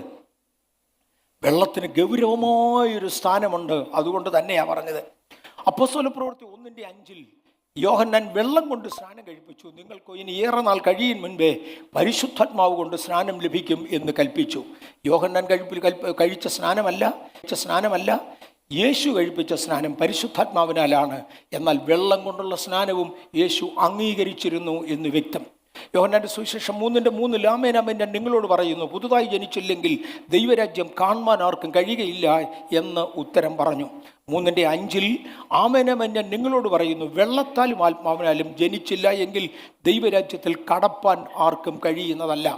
വെള്ളത്താലുള്ള സ്നാനം നിർബന്ധമെന്ന് യേശുവിൻ്റെ പദങ്ങൾ ചൂണ്ടിക്കാണിക്കുന്നു. അല്ലെങ്കിൽ ദൈവരാജ്യത്തിൽ എത്തുവാൻ കഴിയുകയില്ല എന്ന് വ്യക്തമാണ്. എഫെസ് ലേഖനം 5:26 അവൻ അവളെ വചനത്തോടുകൂടി ജലസ്നാനത്താൽ വെടിപ്പാക്കി വിശുദ്ധീകരിക്കേണ്ടതിനും കറചുളുക്കം മുതലായതൊന്നുമില്ലാതെ സഭയെ തനിക്ക് തന്നെ നിഷ്കളങ്കയുമായി തനിക്ക് തന്നെ തേജസ്സോടെ മുൻനിർത്തേണ്ടതിനും തന്നെത്താൻ അവൾക്ക് വേണ്ടി ഏൽപ്പിച്ചു കൊടുത്തു. ഇവിടെയും വിശുദ്ധീകരിക്കേണ്ടതിനു വേണ്ടി കറ, ചുളുക്കം, വാട്ടം, മാലിന്യം ഇവയൊന്നുമില്ലാതെ നിർത്തേണ്ടതിനു വേണ്ടി വചനത്തോടു കൂടിയ ജലസ്നാനത്താൽ, വചനം മാത്രം പോരെ മോനെ, ജലസ്നാനവും വേണം എന്ന് നിർബന്ധമായി കാണിക്കുന്ന ഇടമാണിത്. വചനത്തോടു കൂടിയ ജലസ്നാനത്താൽ നമുക്ക് വചനം വേണം, വചനത്താൽ തന്നെ വേണം സ്നാനം. ഒരാളിനെ ബൈബിൾ പഠിപ്പിക്കാതെ സ്നാനപ്പെടുത്തിയ ഒരു പ്രശ്നം കൃപയാൽ എൻ്റെ ജീവിതത്തിൽ ഉണ്ടായിട്ടില്ല. വചനം പഠിപ്പിച്ചേച്ച് സ്നാനപ്പെടുത്താറുള്ളൂ. എന്നാൽ വേറൊരാളാണ് വചനം പഠിപ്പിച്ചതെങ്കിൽ ഞാൻ പിന്നെ രണ്ടാമത് പഠിപ്പിക്കാൻ പോകത്തില്ല. ആവശ്യമുള്ളത്രയും ദൈവവചനം ലഭിച്ചുവെന്ന് ഉറപ്പ് വന്ന ശേഷമേ സ്നാനപ്പെടുത്താറുള്ളൂ. അങ്ങനെ സ്നാനപ്പെടുത്തിയത് ശുദ്ധീകരണത്തിന് കാരണമായി തീരും. വചനത്തോടു കൂടിയ ജലസ്നാനം ശുദ്ധീകരണത്തിന് കാരണമാകും. ഇനിയും തേണ്ട കിടക്കുന്ന അപ്പോസ്തലപ്രവൃത്തി 2:3 അഗ്നിജ്വാല പോലെ പിളർന്നിരിക്കുന്ന നാവുകൾ അവർക്ക് പ്രത്യക്ഷമായി, അവരിൽ ഓരോരുത്തൻ്റെ മേൽ പതിഞ്ഞു എന്ന പദത്തിന് ഗ്രീക്ക് ഭാഷയിൽ കൊടുത്തിരിക്കുന്നത് എപ്പി എന്ന പദമാണ്. Superimposed, modulated. ആക്ച്വലി മോഡുലേഷനാണ് എൻജിനീയറിംഗ് ലാംഗ്വേജ്, സൂപ്പർ ഇമ്പോസ് ആണ് കോമൺ മെൻസ് ഇംഗ്ലീഷ്. മോഡുലേറ്റഡ് അല്ലെങ്കിൽ സൂപ്പർ ഇമ്പോസ്ഡ്. പരിശുദ്ധാത്മാവ് ഒരുവനെ സൂപ്പർ ഇമ്പോസ് ചെയ്യുക. ഞാൻ എടുത്തു കാണിക്കുന്ന ഓരോ പദങ്ങളിലും പതിഞ്ഞു എന്നത് കാണിക്കേണ്ടതിന് തലയിലൊരു തീക്കഷ്ണം വന്നിരിക്കുന്നത് മാത്രമേ കാണിച്ചുള്ളൂ. അതിനപ്പുറത്തോട്ട് കാണിക്കാൻ എനിക്ക് അറിയാൻ വയ്യ. പറഞ്ഞു തരാനേ എനിക്ക് അറിയത്തുള്ളൂ. ഞാൻ കമ്പ്യൂട്ടറിൽ സ്മാർട്ടല്ല. എനിക്ക് ഒരിക്കലും ആർട്ടിഫിഷ്യൽ അങ്ങനെ ഒന്നുണ്ടാക്കിയെടുക്കാൻ എനിക്ക് അറിഞ്ഞുകൂടാ. അല്ലെങ്കിൽ അങ്ങനെ ഉണ്ടാക്കേണ്ടത് തീ കൊണ്ടൊരാളിൻ്റെ രൂപമുണ്ടാക്കി ആ രൂപത്തിനകത്ത് ഈ ആൾ നിൽക്കുന്നതായി കാണിക്കുകയാണ് വേണ്ടത്. That is called super imposition. പരിശുദ്ധാത്മാവിനെ സൂപ്പർ ഇമ്പോസ് ചെയ്തു. കഴിഞ്ഞ ആഴ്ചയിൽ പറഞ്ഞു വന്ന കൂട്ടത്തിൽ ഞാൻ പറഞ്ഞത് ഓർമ്മ കാണുമായിരിക്കും. സ്നാനപ്പെട്ട നിങ്ങൾ ക്രിസ്തുവിനെ ധരിച്ചിരിക്കുക. ഞാൻ ഉപയോഗിച്ച ഉദാഹരണം, ഞാൻ അണ്ടർ ഗാർമെൻറ്റ്സ് ഉപയോഗിക്കുന്നുണ്ട്. എല്ലാവർക്കും അറിയാം ഞാൻ അണ്ടർ ഗാർമെൻറ്റ്സ് ഉപയോഗിക്കുന്നുണ്ട്. പക്ഷേ എൻ്റെ ബനിയൻ ഞാൻ ഈ നിൽക്കുമ്പോൾ നിങ്ങൾ കാണത്തില്ല. കാരണം അതിൻ്റെ മുകളിൽ സൂപ്പർ ഇമ്പോസ് ചെയ്തിരിക്കുന്ന ഒരു വെളുത്ത ഉടുപ്പുണ്ട്. അതുകൊണ്ട് നിങ്ങൾ എൻ്റെ ബനിയൻ കാണത്തില്ല. ഇതുപോലെ എൻ്റെ വ്യക്തിത്വം പുറത്ത് കാണാതെ പരിശുദ്ധാത്മാവിൻ്റെ പ്രവർത്തികളും സ്വഭാവവും പുറത്ത് കാണേണ്ടതിന് എന്നെ സൂപ്പർ ഇമ്പോസ് ചെയ്തിരിക്കുക. ഒന്ന് ആലോചിച്ച് നോക്കിയേ. എൻ്റെ വ്യക്തിത്വം പുറത്ത് കാണിച്ചുകൊണ്ട് ഞാൻ നടന്നാൽ, എൻ്റെ പഴയ പ്രകൃതി പുറത്ത് കാണിച്ചുകൊണ്ട് ഞാൻ നടന്നാൽ ഞാൻ പരിശുദ്ധാത്മാഭിഷേകം പ്രാപിച്ചവനാന്ന് പോഷ്ക്ക് പറഞ്ഞിട്ട് ഒരർത്ഥവുമില്ല. അതുള്ള കാര്യമല്ല. ഞാൻ ഓർക്കുന്നുണ്ട്, ഒരിക്കലൊരു വീട്ടിലൊരു കുഞ്ഞിന് ഒരു പുതിയ ബന്യം വാങ്ങിച്ചു. അതിൽ ഒരു പ്രാവിൻ്റെ ഏതാണ്ട് എൻ്റെ പടമുണ്ടായിരുന്നു. നടന്ന ചരിത്രമാണ്. ഞാൻ എൻ്റെ കണ്ണുകൊണ്ട് കണ്ടതാണ്. തീരെ ചെറുപ്പത്തിലൊന്നുമല്ല. എനിക്ക് പ്രായമായ ശേഷം ഒരു വീട്ടിലൊരു കൊച്ചു കുഞ്ഞിന് ഒരു പ്രാവിൻ്റെ പടമുള്ള ഒരു ബനിയൻ അപ്പച്ചൻ അവരുടെ അപ്പൻ വാങ്ങിച്ചു കൊടുത്തു. അത് കഴിഞ്ഞൊരു ഷർട്ടും കൂടി ഇട്ടുകൊണ്ടാണ് വീട്ടിൽ വന്നപ്പോൾ ഈ മോന്, എൻ്റെ വീട്ടിൽ വന്നതാണ്, ഈ മോന് ഉടുപ്പിഞ്ഞ് പൊക്കി, ഞാൻ ചെയ്യുന്നില്ല, ഉടുപ്പിഞ്ഞ് പൊക്കി വെച്ച് ഈ ബനിയൻ കാണിക്കുക. അപ്പോൾ ഞങ്ങൾ വെച്ച് ഇതെന്നയുടെ പണിയെന്ന് ചോദിച്ചു. അപ്പോൾ അമ്മ പറഞ്ഞു ഇന്ന് അവനൊരു പുതിയ ബനിയൻ കിട്ടി, അതൊന്ന് കാണിക്കാനാണ്. എൻ്റെ പഴയ സ്വഭാവം ഇന്നതായിരുന്നു എന്ന് കാണിക്കേണ്ടതിന് ആത്മാവിൻ്റെ ക്രിയകളെ ഉപേക്ഷിച്ച് ഞാൻ എൻ്റെ പഴയ സ്വഭാവം, നിങ്ങൾക്ക് മനസ്സിലാകുന്നുണ്ടല്ലേ? ഫേസ്ബുക്കിൽ വരുന്ന ആ വൃത്തികെട്ട പടം, ഞാൻ നടക്കുമ്പോൾ ദൈവകൃപ ഇല്ലാത്ത ഒരുവൻ പറഞ്ഞിരുന്നത് പോലുള്ള പറഞ്ഞ ആ പദം എടുത്ത് മേളിലോട്ട് പൊക്കി കാണിക്കുന്നത് കുഞ്ഞെ വിവരക്കേടാ, ബാല്യശിക്ഷയെ കാണിക്കുന്നതാ, അത് ബാല്യത്വത്തെ കാണിക്കുന്നതാ. എന്നെ സൂപ്പർ ഇമ്പോസ് ചെയ്തത് പരിശുദ്ധാത്മാവിനല്ല. എല്ലാവരും പരിശുദ്ധാത്മാവ് നിറഞ്ഞവരായി ആത്മാവ് അവർക്ക് ഉച്ചരിപ്പാൻ നൽകിയതുപോലെ അന്യഭാഷകളിൽ സംസാരിച്ചു തുടങ്ങി. ഞാൻ മുന്നോട്ട് മാറിക്കോട്ടെ. ഇന്ന് അത് തേജസ്കരണത്തിനു വേണ്ടി ഉപയോഗിക്കുന്നു എന്നും കൂടെ പറയട്ടെ. റോമാലേഖനം 8:29-30 വാക്യങ്ങളിൽ അവൻ മുന്നറിഞ്ഞവരെ തൻ്റെ പുത്രൻ അനേകം സഹോദരന്മാരിൽ ആദ്യജാതനാകേണ്ടതിനെ അവൻ്റെ സ്വരൂപത്തോട് അനുരൂപമാക്കുവാൻ മുൻ നിയമിച്ചിരിക്കുന്നു. മുൻ നിയമിച്ചവരെ വിളിച്ചവരെ നീതീകരിച്ചവരെ തേജസ്കരിക്കപ്പെട്ടിരിക്കുന്നു. നാം തേജസ്സിൽ നിന്ന് തേജസ്സിലേക്ക് മാറുവാൻ നമ്മെ തേജസ്കരിച്ചതാണ് എന്ന് മറക്കരുത്. Christ being born in you and you grew to the full measure of Christ. ഇവിടെ യേശുവും തൻ്റെ സഭയും കൂടെ നിൽക്കുന്ന ഒരു ചിത്രം ഏതോ ചിത്രകാരൻ അല്ലെങ്കിൽ കലാകാരൻ വരച്ചൊപ്പിച്ചത് ഞാനിങ്ങോട്ട് ആവർത്തിച്ചു എന്ന് മാത്രമേ ഉള്ളൂ. ആ എടുത്തു കാണിച്ചിരിക്കുന്നത് ക്രിസ്തു നമ്മെ തൻ്റെ ആത്മാവിനാൽ നീതീകരിക്കുകയും പരിശുദ്ധാത്മാവിനാൽ സ്നാനപ്പെടുത്തുകയും ചെയ്തത് തൻ്റെ തേജസ് നമ്മിൽ വരേണ്ടതിനാണ്. പക്ഷേ തൻ്റെ തേജസ് നമ്മിൽ വരാതെ വണ്ണം പരിശുദ്ധാത്മാവിനെ പ്രാപിച്ചു എന്ന് പറയുന്നവർ പോലും അല്ലെങ്കിൽ പ്രാപിക്കാത്തവർ തൻ്റെ തേജസ്സിന് വിരോധമായി നിൽക്കുമ്പോൾ, എന്നെ കാണുമ്പോൾ ക്രിസ്തുവിൻ്റെ തേജസ് അല്ല കാണേണ്ടത്, എൻ്റെ പ്രാകൃത രൂപമാണ് കാണേണ്ടത് എന്ന് വാദിക്കുന്ന ചിലരുണ്ടല്ലോ. അവർ കേൾക്കേണ്ടത്, ഞാൻ ഒന്നുകൂടെ പറയാം, യേശുവിനെക്കുറിച്ച് പറയുന്നവൻ ആത്മാവ് കൊണ്ടും തീ കൊണ്ടും സ്നാനപ്പെടുത്തുന്നവനാണ്. ആ തീ കൊണ്ടുള്ള സ്നാനം എന്നതിന് 2 വ്യത്യസ്ത അർത്ഥങ്ങളുണ്ട്. ഞാൻ പതുക്കെ അങ്ങോട്ട് കയറാൻ പോവുകയാണ്, എന്നിട്ട് ഞാനങ്ങ് മാറിക്കൊള്ളാം. തീ കൊണ്ട് എന്ന് പറഞ്ഞതിന് 2 അർത്ഥമുണ്ട്. എൻ്റെ ചെറിയ കാലത്ത് അസംബ്ലീസ് ഓഫ് ഗോഡിൽ ശക്തമായി പ്രവർത്തിച്ചിരുന്ന ഒരു മനുഷ്യനായിരുന്നു pastor P.N. Zacharias sir. Zacharias സാറിൻ്റെ മക്കളും കൊച്ചുമക്കളും ബാംഗ്ലൂരിലുണ്ട്. വല്ലപ്പോഴും ഒരിക്കൽ നമ്മുടെ ചർച്ച വരാറുണ്ട്. ഞാൻ വളരെ വളരെ ബഹുമാനിച്ചിരുന്ന കർത്തൃദാസന്മാരിൽ ഒരാളാണ് പാസ്റ്റർ P.N. സക്കറിയാസ് സാറ് ഈ കൺവെൻഷനൊക്കെ വരുമ്പോൾ പാട്ടുമൊന്നും പാടാതെ ഞാനിവിടെ നിൽക്കുന്ന പോലെ അനങ്ങാതെ നിൽക്കുന്നവരുണ്ട്. ഞാൻ പൊതുവെ അനങ്ങാതെയാണ് നിൽക്കുന്നത്. കാര്യം എൻ്റെ ശരീരത്തിൻ്റെ ബലം അത്രേ ഉള്ളൂ എന്ന് എനിക്കറിയാം. ആദ്യം പാടിയ പാട്ട് ഞാനൊന്ന് ചേർന്ന് പാടിയിരുന്നെങ്കിൽ ഇവിടെ നിൽക്കാൻ പിന്നെ എനിക്ക് ഒക്കത്തില്ല, അതിനുള്ള ആരോഗ്യം എനിക്കില്ല. അതുകൊണ്ട് ഞാൻ താഴെ നിൽക്കുമ്പോൾ മിണ്ടാതെ നിൽക്കാറുണ്ട്. അങ്ങനെ എന്നെപ്പോലെ മിണ്ടാതെ നിൽക്കുന്ന ആളുകളെ കാണുമ്പോൾ P.N. സക്കറിയാസ് സാർ പറയുമായിരുന്നു, എത്ര പറഞ്ഞാലും ഇവന്മാർ കൈയടിക്കത്തില്ല, എത്ര പറഞ്ഞാലും അനങ്ങത്തില്ല. അപ്പോൾ P.N. സക്കറിയാസ് സാർ പറയുന്ന പദം ഇതാണ്: ചില കീറാമുട്ടികൾ എന്ന് പറയും മലയാളത്തിൽ. തടിയുടെ കാര്യമാണ്, വെട്ടിക്കേറി അല്ലെങ്കിൽ കീറും. അടുപ്പിലിടുന്ന വിറക് ഉണ്ടാക്കേണ്ടതിന് വേണ്ടി എടുക്കുന്ന മരം വെട്ടിക്കേറിയാൽ കീറും. ചില മരത്തിൽ ചില കമ്പുകെട്ടൊക്കെ ഉണ്ട്, എത്ര വെട്ടിയാലും കീറുകയില്ല. അതിനെ വിളിക്കുന്ന പേരാണ് കീറാമുട്ടി. നമ്മുടെ ഇടയിൽ ഒത്തിരി കീറാമുട്ടികളുണ്ട്, എത്ര വെട്ടിയാലും കീറുകയില്ല. അദ്ദേഹം പറയും, കീറാമുട്ടി കിട്ടിയാൽ അത് വെട്ടി മെനക്കെടേണ്ട, മാറ്റിയിട്ടേക്ക്. മൂത്ത മോൻ്റെ കല്യാണം നടക്കുമ്പോൾ ചെമ്പടുപ്പിൽ കയറ്റാം. ഇത് സാധാരണഗതിയിൽ വെട്ടിയാൽ മുറിയുന്നതല്ല. അവൻ്റെ കുറ്റം അവൻ ആവർത്തിച്ചുകൊണ്ടിരിക്കും. ദേഷ്യപ്പെടരുതെന്ന് പറഞ്ഞാൽ ദേഷ്യപ്പെടും, തല്ലരുതെന്ന് പറഞ്ഞാൽ തല്ലും, ചീത്ത പറയരുതെന്ന് പറഞ്ഞാൽ പറയും. ഇത് കീറാമുട്ടിയാണ്. കീറാമുട്ടിയിൽ അധികം വെട്ടണ്ട, അത് മാറ്റിയിട്ടേക്ക്. മൂത്ത മോൻ്റെ കല്യാണം നടക്കുമ്പോൾ ചെമ്പടിപ്പിൽ കയറ്റാം. അങ്ങനെ യേശുവും ചെമ്പടിപ്പിൽ കയറ്റുന്ന ഒരു പരിപാടിയുണ്ട്. ലോകത്തെ ന്യായം വിധിക്കാൻ വരുമ്പോൾ ഈ പുള്ളികളെ തീയിലിടും എന്ന് മറക്കരുത്. ഒന്നുകിൽ ഇടത്തുവശത്ത് കാണുന്ന ദൈവപ്രഭാവത്താൽ ജ്വലിക്കുക, ആത്മനിവേശത്തിൽ ജ്വലിക്കുക. ഇല്ലെങ്കിൽ മലാഖിയുടെ ലേഖനത്തിൽ പറയുന്നത് പോലെ, മലാഖി 4:1 പറയുന്നത് പോലെ, ചൂള പോലെ കത്തുന്ന ഒരു ദിവസം വരും. ആ അഹങ്കാരികളൊക്കെയും സകല ദുഷ്ടന്മാരും താളടിയാകും. വരുവാനുള്ള ആ ദിവസം വേരും കൊമ്പും വിടാതെ അവരെ ദഹിപ്പിക്കുന്ന ഒരു ദിവസമുണ്ട്. യേശു പരിശുദ്ധാത്മാവിനാലും തീയാലും സ്നാനം കഴിപ്പിക്കാൻ വന്നവനാ. തൻ്റെ സ്നാനം അതായിരുന്നു. നമുക്ക് മുന്നോട്ട് മാറാം. എബ്രായ ലേഖനം 6:6 മുതൽ 8 വരെയുള്ള വാക്യങ്ങളിൽ തങ്ങൾക്ക് തന്നെ ദൈവപുത്രനെ വീണ്ടും കുരിശിക്കുന്നവരും അവന് ലോകാപവാദം വരുത്തുന്നവരും ആകൊണ്ട് അവരെ പിന്നെയും മാനസാന്തരത്തിലേക്ക് പുതുക്കുവാൻ കഴിയുന്നതല്ല. ചുട്ടുകളയുന്ന തീ അഭിഷേകത്തിന് യോഗ്യരായവർ ആര്? ചുട്ടുകളയുന്ന തീ അഭിഷേകത്തിന് യോഗ്യരായവർ ആര്? പാപത്തിൽ തുടരുന്നവർ അതിന് യോഗ്യരാ. അതാണ് എബ്രായർ 6:8 കാണുന്നത്. തങ്ങൾക്ക് തന്നെ ദൈവപുത്രനെ വീണ്ടും കുരിശിക്കുന്നവരും അവന് ലോകാപവാദം വരുത്തുന്നവരും കൊണ്ട് അവരെ പിന്നെയും മാനസാന്തരത്തിലേക്ക് പുതുക്കുവാൻ കഴിവുള്ളതല്ല.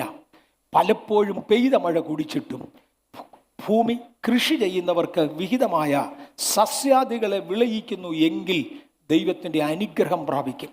മുള്ളും ഞെരിഞ്ഞിലും മുളപ്പിച്ചാലോ അത് കൊള്ളരുതാത്തതും ശാപത്തിനടുത്തതുമാകുന്നു. ചുട്ടുകളകത്രേ അതിൻ്റെ അവസാനം.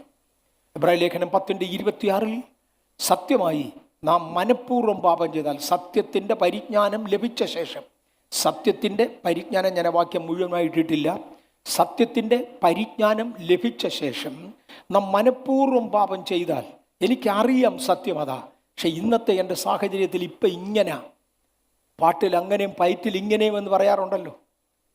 എനിക്കിപ്പോഴറിയാം ഞാൻ ചെയ്യുന്ന തെറ്റാ, പക്ഷെ ഞാൻ ചെയ്യുകയാണ്, ഞാനങ്ങ് ചെയ്യാൻ പോകുക. മനഃപൂർവ്വം പാപം ചെയ്താൽ പാപങ്ങൾക്ക് വേണ്ടി ഇനി ഒരു യാഗവും ശേഷിക്കാതെ ന്യായവിധിക്കായി ഭയങ്കരമായ ഒരു പ്രതീക്ഷയും എതിരാളികളെ ദഹിപ്പിക്കുവാനുള്ള ക്രോധ അഗ്നിയുമേ ഉള്ളൂ. ഇത് നമ്മുടെ ജീവിതത്തിൽ വരാതെ കർത്താവ് നമ്മെ വിടുവിക്കട്ടെ. 2, ഹൃദയം കഠിനമാക്കരുത്. ഉത്തരവാദിത്വം നിവർത്തിക്കുക, നമ്മുടെ ഹൃദയത്തെ കഠിനമാക്കരുത്. മത്തായിയുടെ സുവിശേഷം 27:25 അവൻ്റെ രക്തം ഞങ്ങളുടെ മേലും ഞങ്ങളുടെ മക്കളുടെ മേലും വരട്ടെ എന്ന് ജനമൊക്കെയും ഉത്തരം പറഞ്ഞു. മറക്കരുത്, നമ്മുടെ കർത്താവായ യേശുക്രിസ്തുവിൻ്റെ ക്രൂശീകരണ സമയത്ത് അന്നുണ്ടായിരുന്നതായ ആ പുരോഹിതന്മാരും ന്യായശാസ്ത്രികളും ജനത്തെ മുൻനിർത്തിക്കൊണ്ട് ജനത്തെ കൊണ്ട് പറയിപ്പിക്കുകയും അവർ പറയുകയും ചെയ്യുന്നൊരു പദമാണ്, അവൻ്റെ രക്തം ഞങ്ങളുടെ മേലും ഞങ്ങളുടെ തലമുറകളുടെ മേലും വരട്ടെ. ഇന്ന് ഇസ്രയേൽ യുദ്ധം ചെയ്തുകൊണ്ടിരിക്കുക. ഇസ്രയേലിൽ ഗംഭീര യുദ്ധം നടക്കുക. പട്ടണം ചുട്ടു കരിയപ്പെടുകയാണ്. യഹൂദ, എന്തുകൊണ്ട് നിന്നെ സഹായിപ്പാൻ ദൈവം എഴുന്നേറ്റ് വരുന്നില്ല? പണ്ടത്തെ വിളി ഓർമ്മയുണ്ടോ? അവൻ്റെ രക്തം ഞങ്ങളുടെ മേലും ഞങ്ങളുടെ മക്കളുടെ മേലും വരട്ടെ. മോനെ, ചരിത്രം മുഴുവനും അത് മറന്നാലും നിത്യത മറക്കത്തില്ല. ദൈവത്തിൻ്റെ ഓർമ്മയുടെ പുസ്തകത്തിൽ കുറിച്ചു വെച്ചിട്ടുണ്ട്. തൽക്കാലം ഇങ്ങനെ ഇരിക്കട്ടെ, വരുന്നിടത്ത് കാണാമെന്ന് പറയുന്നവനെ, വരുന്ന ഒരു ദിവസമുണ്ട്, അന്ന് വേരും കൊമ്പും ശേഷിപ്പിക്കാതെ ദഹിപ്പിച്ച് കളയുന്നൊരു ദിവസമുണ്ട്, അത് മറക്കരുത്. അവൻ്റെ രക്തം ഞങ്ങളുടെ മേലും ഞങ്ങളുടെ മക്കളുടെ മേലും വരട്ടെ എന്ന് ജനമൊക്കെയും ഉത്തരം പറഞ്ഞു. ഉത്തരവാദിത്വത്തിൽ നിന്നും മാറരുത്. തലമുറകളുടെ മേൽ തീയത് കെട്ടിവയ്ക്കരുത്. അത് എൻ്റെ അഭിപ്രായമാണ്. ഇനി ഞാൻ ഈ ഗാസയെക്കുറിച്ചും, നമ്മുടെ ഇന്നത്തെ കണ്ടംപററി സബ്ജക്റ്റ് അതായതുകൊണ്ട് അതിലേക്കൂടെ കയറി ഇറങ്ങി പോകാം. ട്രിഗറിങ് എന്നാണ് ഇന്നത്തെ വിഷയത്തിന് കൊടുത്തിരിക്കുന്ന പേര്, ഇന്നത്തെ മെസ്സേജിന് കൊടുത്തിരിക്കുന്ന പേര്. God's final triggering and the last day triggering. ഈ ലാസ്റ്റ് ഡേ ട്രിഗറിങ് നടക്കുന്നത് എന്തുവാണെന്ന് പറഞ്ഞു വരാൻ വേണ്ടി ഒരു ബാക്ക്ഗ്രൗണ്ട് ബേസും കൂടെ ഇനി ഞാൻ ഉണ്ടാക്കുകയാണ്. സ്നാനത്തിൽ നിന്ന് ഞാൻ ഇനി മാറി. അബ്രഹാമും ഇസഹാക്കും ഗാസയിൽ നടന്നില്ല എന്ന് മാത്രം ഞാൻ എഴുതി വെച്ചിട്ടുണ്ട്. എന്നെ ചരിത്രമെന്ന് പറയാം. ദൈവം ഒരിക്കൽ അബ്രഹാമിനെ വിളിച്ചേച്ച് പറഞ്ഞു, നീ ദേശത്ത് നെടുകയും കുറുകയും നടക്കണം. ഒരു പേപ്പട്ടി നടക്കുന്ന പോലെ അബ്രഹാം ദേശത്ത് നടന്നു. മറക്കരുത്. ആരാ ഇവിടെ ഇത് പറഞ്ഞത്? Ron Charles. യുഎൻഒയുടെ എക്സ്കവേഷൻ വിങ്ങിൻ്റെ ചെയർമാനായിരുന്ന റോൺ ചാൾസ്, എനിക്ക് തോന്നുന്നു നമ്മുടെ ചർച്ചിൽ വന്നിട്ടുള്ളതിൽ ഏറ്റവും ഉന്നതമായ സ്റ്റാറ്റസ് സൂക്ഷിക്കുന്ന മനുഷ്യൻ അദ്ദേഹമാണ്. യുഎൻഒയുടെ ഒരു വിങ്ങിൻ്റെ ചെയർമാനാണ് റോൺ ചാൾസ്. ഇവിടെ വന്നപ്പോൾ അദ്ദേഹം പറഞ്ഞൊരു പദമാണ്, അബ്രഹാമിനോട് നീ ദേശത്ത് നെടുകയും കുറുകയും നടക്കുവാൻ ദൈവം ആവശ്യപ്പെട്ടു. അബ്രഹാം നടന്ന് കുഴഞ്ഞു. പക്ഷെ ഇസ്രായേൽ ദേശം മുഴുവനും നടന്നു തീർക്കാനുള്ള കപ്പാസിറ്റി അബ്രഹാമിന് ഇല്ലായിരുന്നു. അതുകൊണ്ട് അദ്ദേഹം ഗാസ സ്ട്രിപ്പിൽ നടക്കാൻ വിട്ടുപോയി, നടന്നില്ല. അബ്രഹാമിൻ്റെ മകനായി ഇസഹാക്കിന് നടക്കാമായിരുന്നു.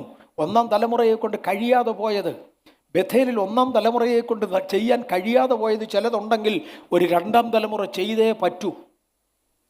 രണ്ടാം തലമുറ ഇസഹാക്കായിരുന്നു. ഈ പുള്ളി മടി പിടിച്ച് വീട്ടിലിരിക്കുന്ന പാർട്ടിയായിരുന്നു, നടക്കാൻ പോകുന്നവനല്ല. അപ്പൻ ചെയ്ത നന്മയുടെ ഫലം അനുഭവിച്ചുകൊണ്ട് വീട്ടിൽ സുഖമായി ഇരുന്ന പുള്ളിയാണ് ഇസഹാക്ക്. അദ്ദേഹം നടക്കാൻ പോയില്ല. ഇസഹാക്ക് നടക്കാമായിരുന്നു, പക്ഷെ ഇസഹാക്ക് നടന്നില്ല. യാക്കോബിന് നടക്കാമായിരുന്നു, പക്ഷെ യാക്കോബ് ഇതെല്ലാം കളഞ്ഞേച്ച് അമ്മായിയപ്പൻ്റെ വീട്ടിൽ പോയി. അവിടെ പോയി ഒന്ന് സുഖമായി താമസിക്കാൻ, 2 പെണ്ണുങ്ങളെയും കെട്ടി ഒന്ന് കാര്യമായി താമസിക്കാൻ വേണ്ടി ആടും തീറ്റി അതിയാൻ അതുവഴി സ്ഥലം വിട്ടു. ഗാസ സ്ട്രിപ്പിൽ നടന്നില്ല. പക്ഷേ ഇസ്മായിൽ ഗാസ സ്ട്രിപ്പിൽ ഇറങ്ങി നടന്നു. ഇന്ന് ഇസ്രായേൽ വില കൊടുക്കുന്നത് ഗാസ സ്ട്രിപ്പിലാണ്. അതാത് തലമുറ ചെയ്യേണ്ടത് അതാത് തലമുറയിൽ ചെയ്തില്ലെങ്കിൽ അടുത്ത തലമുറ വില കൊടുക്കേണ്ടി വരും. അക്കാര്യം മറക്കരുത്. ബെഥലൈറ്റ്സ് നമ്മുടെ കുഞ്ഞുങ്ങളെ യോഗ്യമായി വളർത്തുവാൻ നാം ദൈവസന്നിധിയിൽ ചെയ്യേണ്ടത് ചെയ്യുവാൻ നമുക്കൊരു ഉത്തരവാദിത്വമുണ്ട്. അത് ചെയ്യുവാൻ നമ്മെ തന്നെ ദൈവസന്നിധിയിൽ ഏൽപ്പിക്കപ്പെടാം. ഇസ്മായേൽ നെടുകയും കുറുകയും നടന്നു. അബ്രഹാം നടന്നില്ല ഗാസയിൽ, ഇസഹാക്ക് നടന്നില്ല ഗാസയിൽ, യാക്കോബ് നടന്നില്ല ഗാസയിൽ, പക്ഷെ ഇസ്മായേൽ ഗാസയിൽ നടന്നു. ഇന്ന് ലോകത്തിലെ ഏറ്റവും അധികം കോൺസെൻട്രേഷനുള്ള സ്ഥലം ഇസ്മായേലിൻ്റെ മക്കൾ ഗാസയിൽ പാർക്കുന്നതാണ്. അൺഫോർച്ചുനേറ്റ്ലി അവർക്ക് വിധിക്കപ്പെടാത്ത സ്ഥലത്ത് അവർ കയറി താമസിച്ചതിൻ്റെ ശിക്ഷ അവരും അനുഭവിക്കും, നമ്മൾ വരെ അനുഭവിക്കുന്നുണ്ട്. ഒരുത്തൻ പാപാകർമ്മം ചെയ്തിടുകിൽ അതിൻ്റെ ശിക്ഷ മഹാജനങ്ങൾ അനുഭവിക്കും എന്ന പഴഞ്ചൊല്ലുപോലെ ഒരുവൻ പാപാകർമ്മം ചെയ്തിടുകിൽ അതിൻ്റെ ശിക്ഷ പരപ്പിലുള്ള മഹാജനങ്ങൾ അനുഭവിക്കും. ഞാനും നിങ്ങളും ഒരു യുദ്ധം കാണത്തക്കതുപോലെ ഞെട്ടിപ്പിക്കുന്ന സംഭവങ്ങളിലേക്ക് ഇന്നു വരെ ജനത്തെ നടത്തിക്കൊണ്ടിരിക്കുന്ന സംഭവം ഇതാണ്. ഇതിനകത്തിരിക്കുന്ന പ്രിയപ്പെട്ടവരെ, നമ്മുടെ തലമുറയിൽ അതാത് തലമുറയിൽ ചെയ്യുവാനുള്ള ദൗത്യം നമുക്ക് ചെയ്യുവാൻ ദൈവകരങ്ങളിലേക്ക് ഏൽപ്പിക്കപ്പെടാം. ഇനിയും നികൃഷ്ടബുദ്ധിക്ക് ഏൽപ്പിക്കപ്പെട്ടവൻ റോമലേഖനം 1-ാം അധ്യായത്തിൻ്റെ 28 മുതൽ 31 വരെയുള്ള വാക്യങ്ങൾ. ഞാൻ ഇതുവരെ വാക്യങ്ങൾ വായിച്ചില്ല, ഞാൻ തന്നെ വായിക്കുകയായിരുന്നു. ഈ വാക്യം ഒന്ന് വായിക്കാമോ ദയവായി? റോമലേഖനം 1-ാം അധ്യായം 28 മുതൽ 31 വരെയുള്ള വാക്യങ്ങൾ.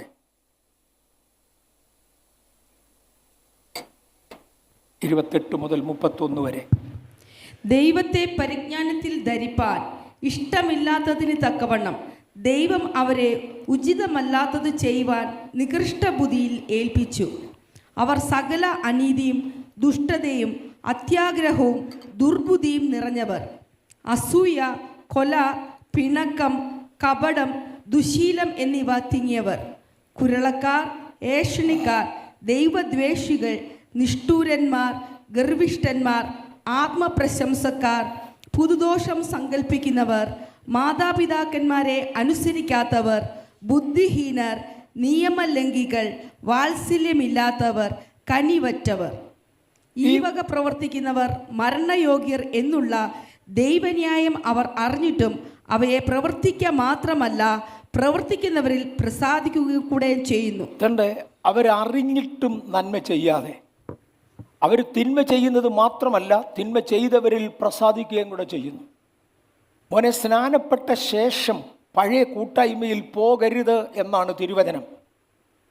ഞാൻ സ്നാനപ്പെട്ട ശേഷം തിരിച്ചു മാർത്തോമ്മ പള്ളി പോകാൻ എൻ്റെ അപ്പൻ എന്നെ നിർബന്ധിച്ചു, വെറും 12-ാമത്തെ വയസ്സിൽ. അന്ന് ഞാൻ പറഞ്ഞില്ല, ഒരിക്കൽ ചെങ്കടൽ കടന്നവൻ പുറകോട്ട് പോകത്തില്ല. പക്ഷെ പലരും പറഞ്ഞാണ്ട് ഇന്നാര്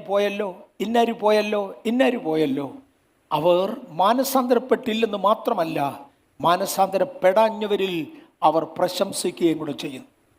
അവർ ദോഷം ചെയ്തത് മാത്രമല്ല, ദോഷം ചെയ്തവരെ ഉദാഹരണങ്ങളാക്കി എടുത്തു കാണിക്കുന്നു, അവരതിൽ പ്രശംസിക്കുന്നു. ആകയാൽ ദൈവവും അവരെ നികൃഷ്ടബുദ്ധിക്ക് ഏൽപ്പിച്ചു. ഒരുത്തിന് നികൃഷ്ടബുദ്ധി ഉണ്ടായാൽ പിന്നെ അവനെ പറഞ്ഞു മാനസാന്തരത്തിലേക്ക് നടത്തുവാൻ എളുപ്പമല്ല, ചുട്ടുകളയത്രേ അതിൻ്റെ അവസാനം. ദൈവം ഒരിക്കലും അകൃത്യം തികയാതെ ആരെയും ശിക്ഷിക്കത്തില്ല. അറിയാമോ? ദൈവം അകൃത്യം തികയാതെ ആരെയും ശിക്ഷിക്കത്തില്ല. ഉൽപ്പത്തി പുസ്തകം 15-ാം അധ്യായത്തിൻ്റെ 16-ാമത്തെ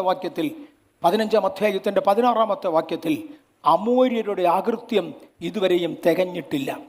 ദൈവം അബ്രഹാമിനോട് പറയുകയാണ്, ഇന്ന് അമോര്യരാണ് ദേശത്ത് പാർക്കുന്നത്, നിന്റെ സന്തതിക്ക് ഞാൻ ആ ദേശം കൊടുക്കണമെങ്കിൽ ഒരു 400 വർഷം കഴിയും. കാര്യം അമോര്യർ ഇന്നും ദേശത്ത് അതിക്രമം ചെയ്യുകയാണ്. അവരുടെ അതിക്രമം തികയാതെ ഞാൻ അവരെ തുടച്ചു നീക്കത്തില്ല.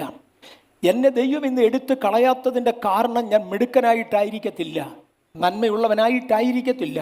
ചെയ്യുന്നത് അകൃത്യമാകാം, അത് തികയുവാൻ ദൈവം കാത്തിരിക്കുക. എൻ്റെ പ്രിയപ്പെട്ടവരെ, അത് തികയുന്നതിന് മുന്നമേ മാനസാന്തരപ്പെടുവാൻ ഇന്ന് പകൽ ദൈവസന്നിധിയിൽ അടുത്തു വരാം. അകൃത്യം തികഞ്ഞാൽ തീർന്നു, ക്ലിക്ക് ചെയ്തു. അത് ക്ലിക്ക് ആകുന്നതിന് മുന്നമേ മാനസാന്തരപ്പെടുവാൻ സ്വർഗത്തിലെ ദൈവത്തിൻ്റെ പാദത്തിൽ അടുത്തു വരാം. അകൃത്യം തികയുവാൻ അനുവദിക്കരുത്. തുടർന്ന് ദൈവത്തിൻ്റെ ക്ലോക്ക് ഞാൻ പറഞ്ഞു തുടങ്ങുകയാണ്. The triggering time of God. The triggering time of God. ദൈവം ട്രിഗർ ചെയ്യുന്ന സമയങ്ങൾ. ഇസ്രയേൽ ദൈവത്തിൻ്റെ ക്ലോക്ക, സഭ പ്രവചനത്തിൻ്റെ വാച്ച. അതുകൊണ്ട് ഈ വാച്ചും ക്ലോക്കും അല്ലാത്ത ഒരു സാധനം ഞാൻ എടുത്തു കാണിച്ചത്. രണ്ടും അല്ലാത്തതല്ല, രണ്ടും കൂടാ. വാച്ചുമാണ് ഇത്, ക്ലോക്കുമാണ്. ഇസ്രയേൽ ദൈവത്തിൻ്റെ ക്ലോക്ക, സഭ പ്രവചനത്തിൻ്റെ വാച്ച. ഇങ്ങനെയാണ് സഭയെയും ഇസ്രയേലിനെയും കുറിച്ച് വേദപഠിതാക്കൾ അഭിപ്രായപ്പെടുന്നത്.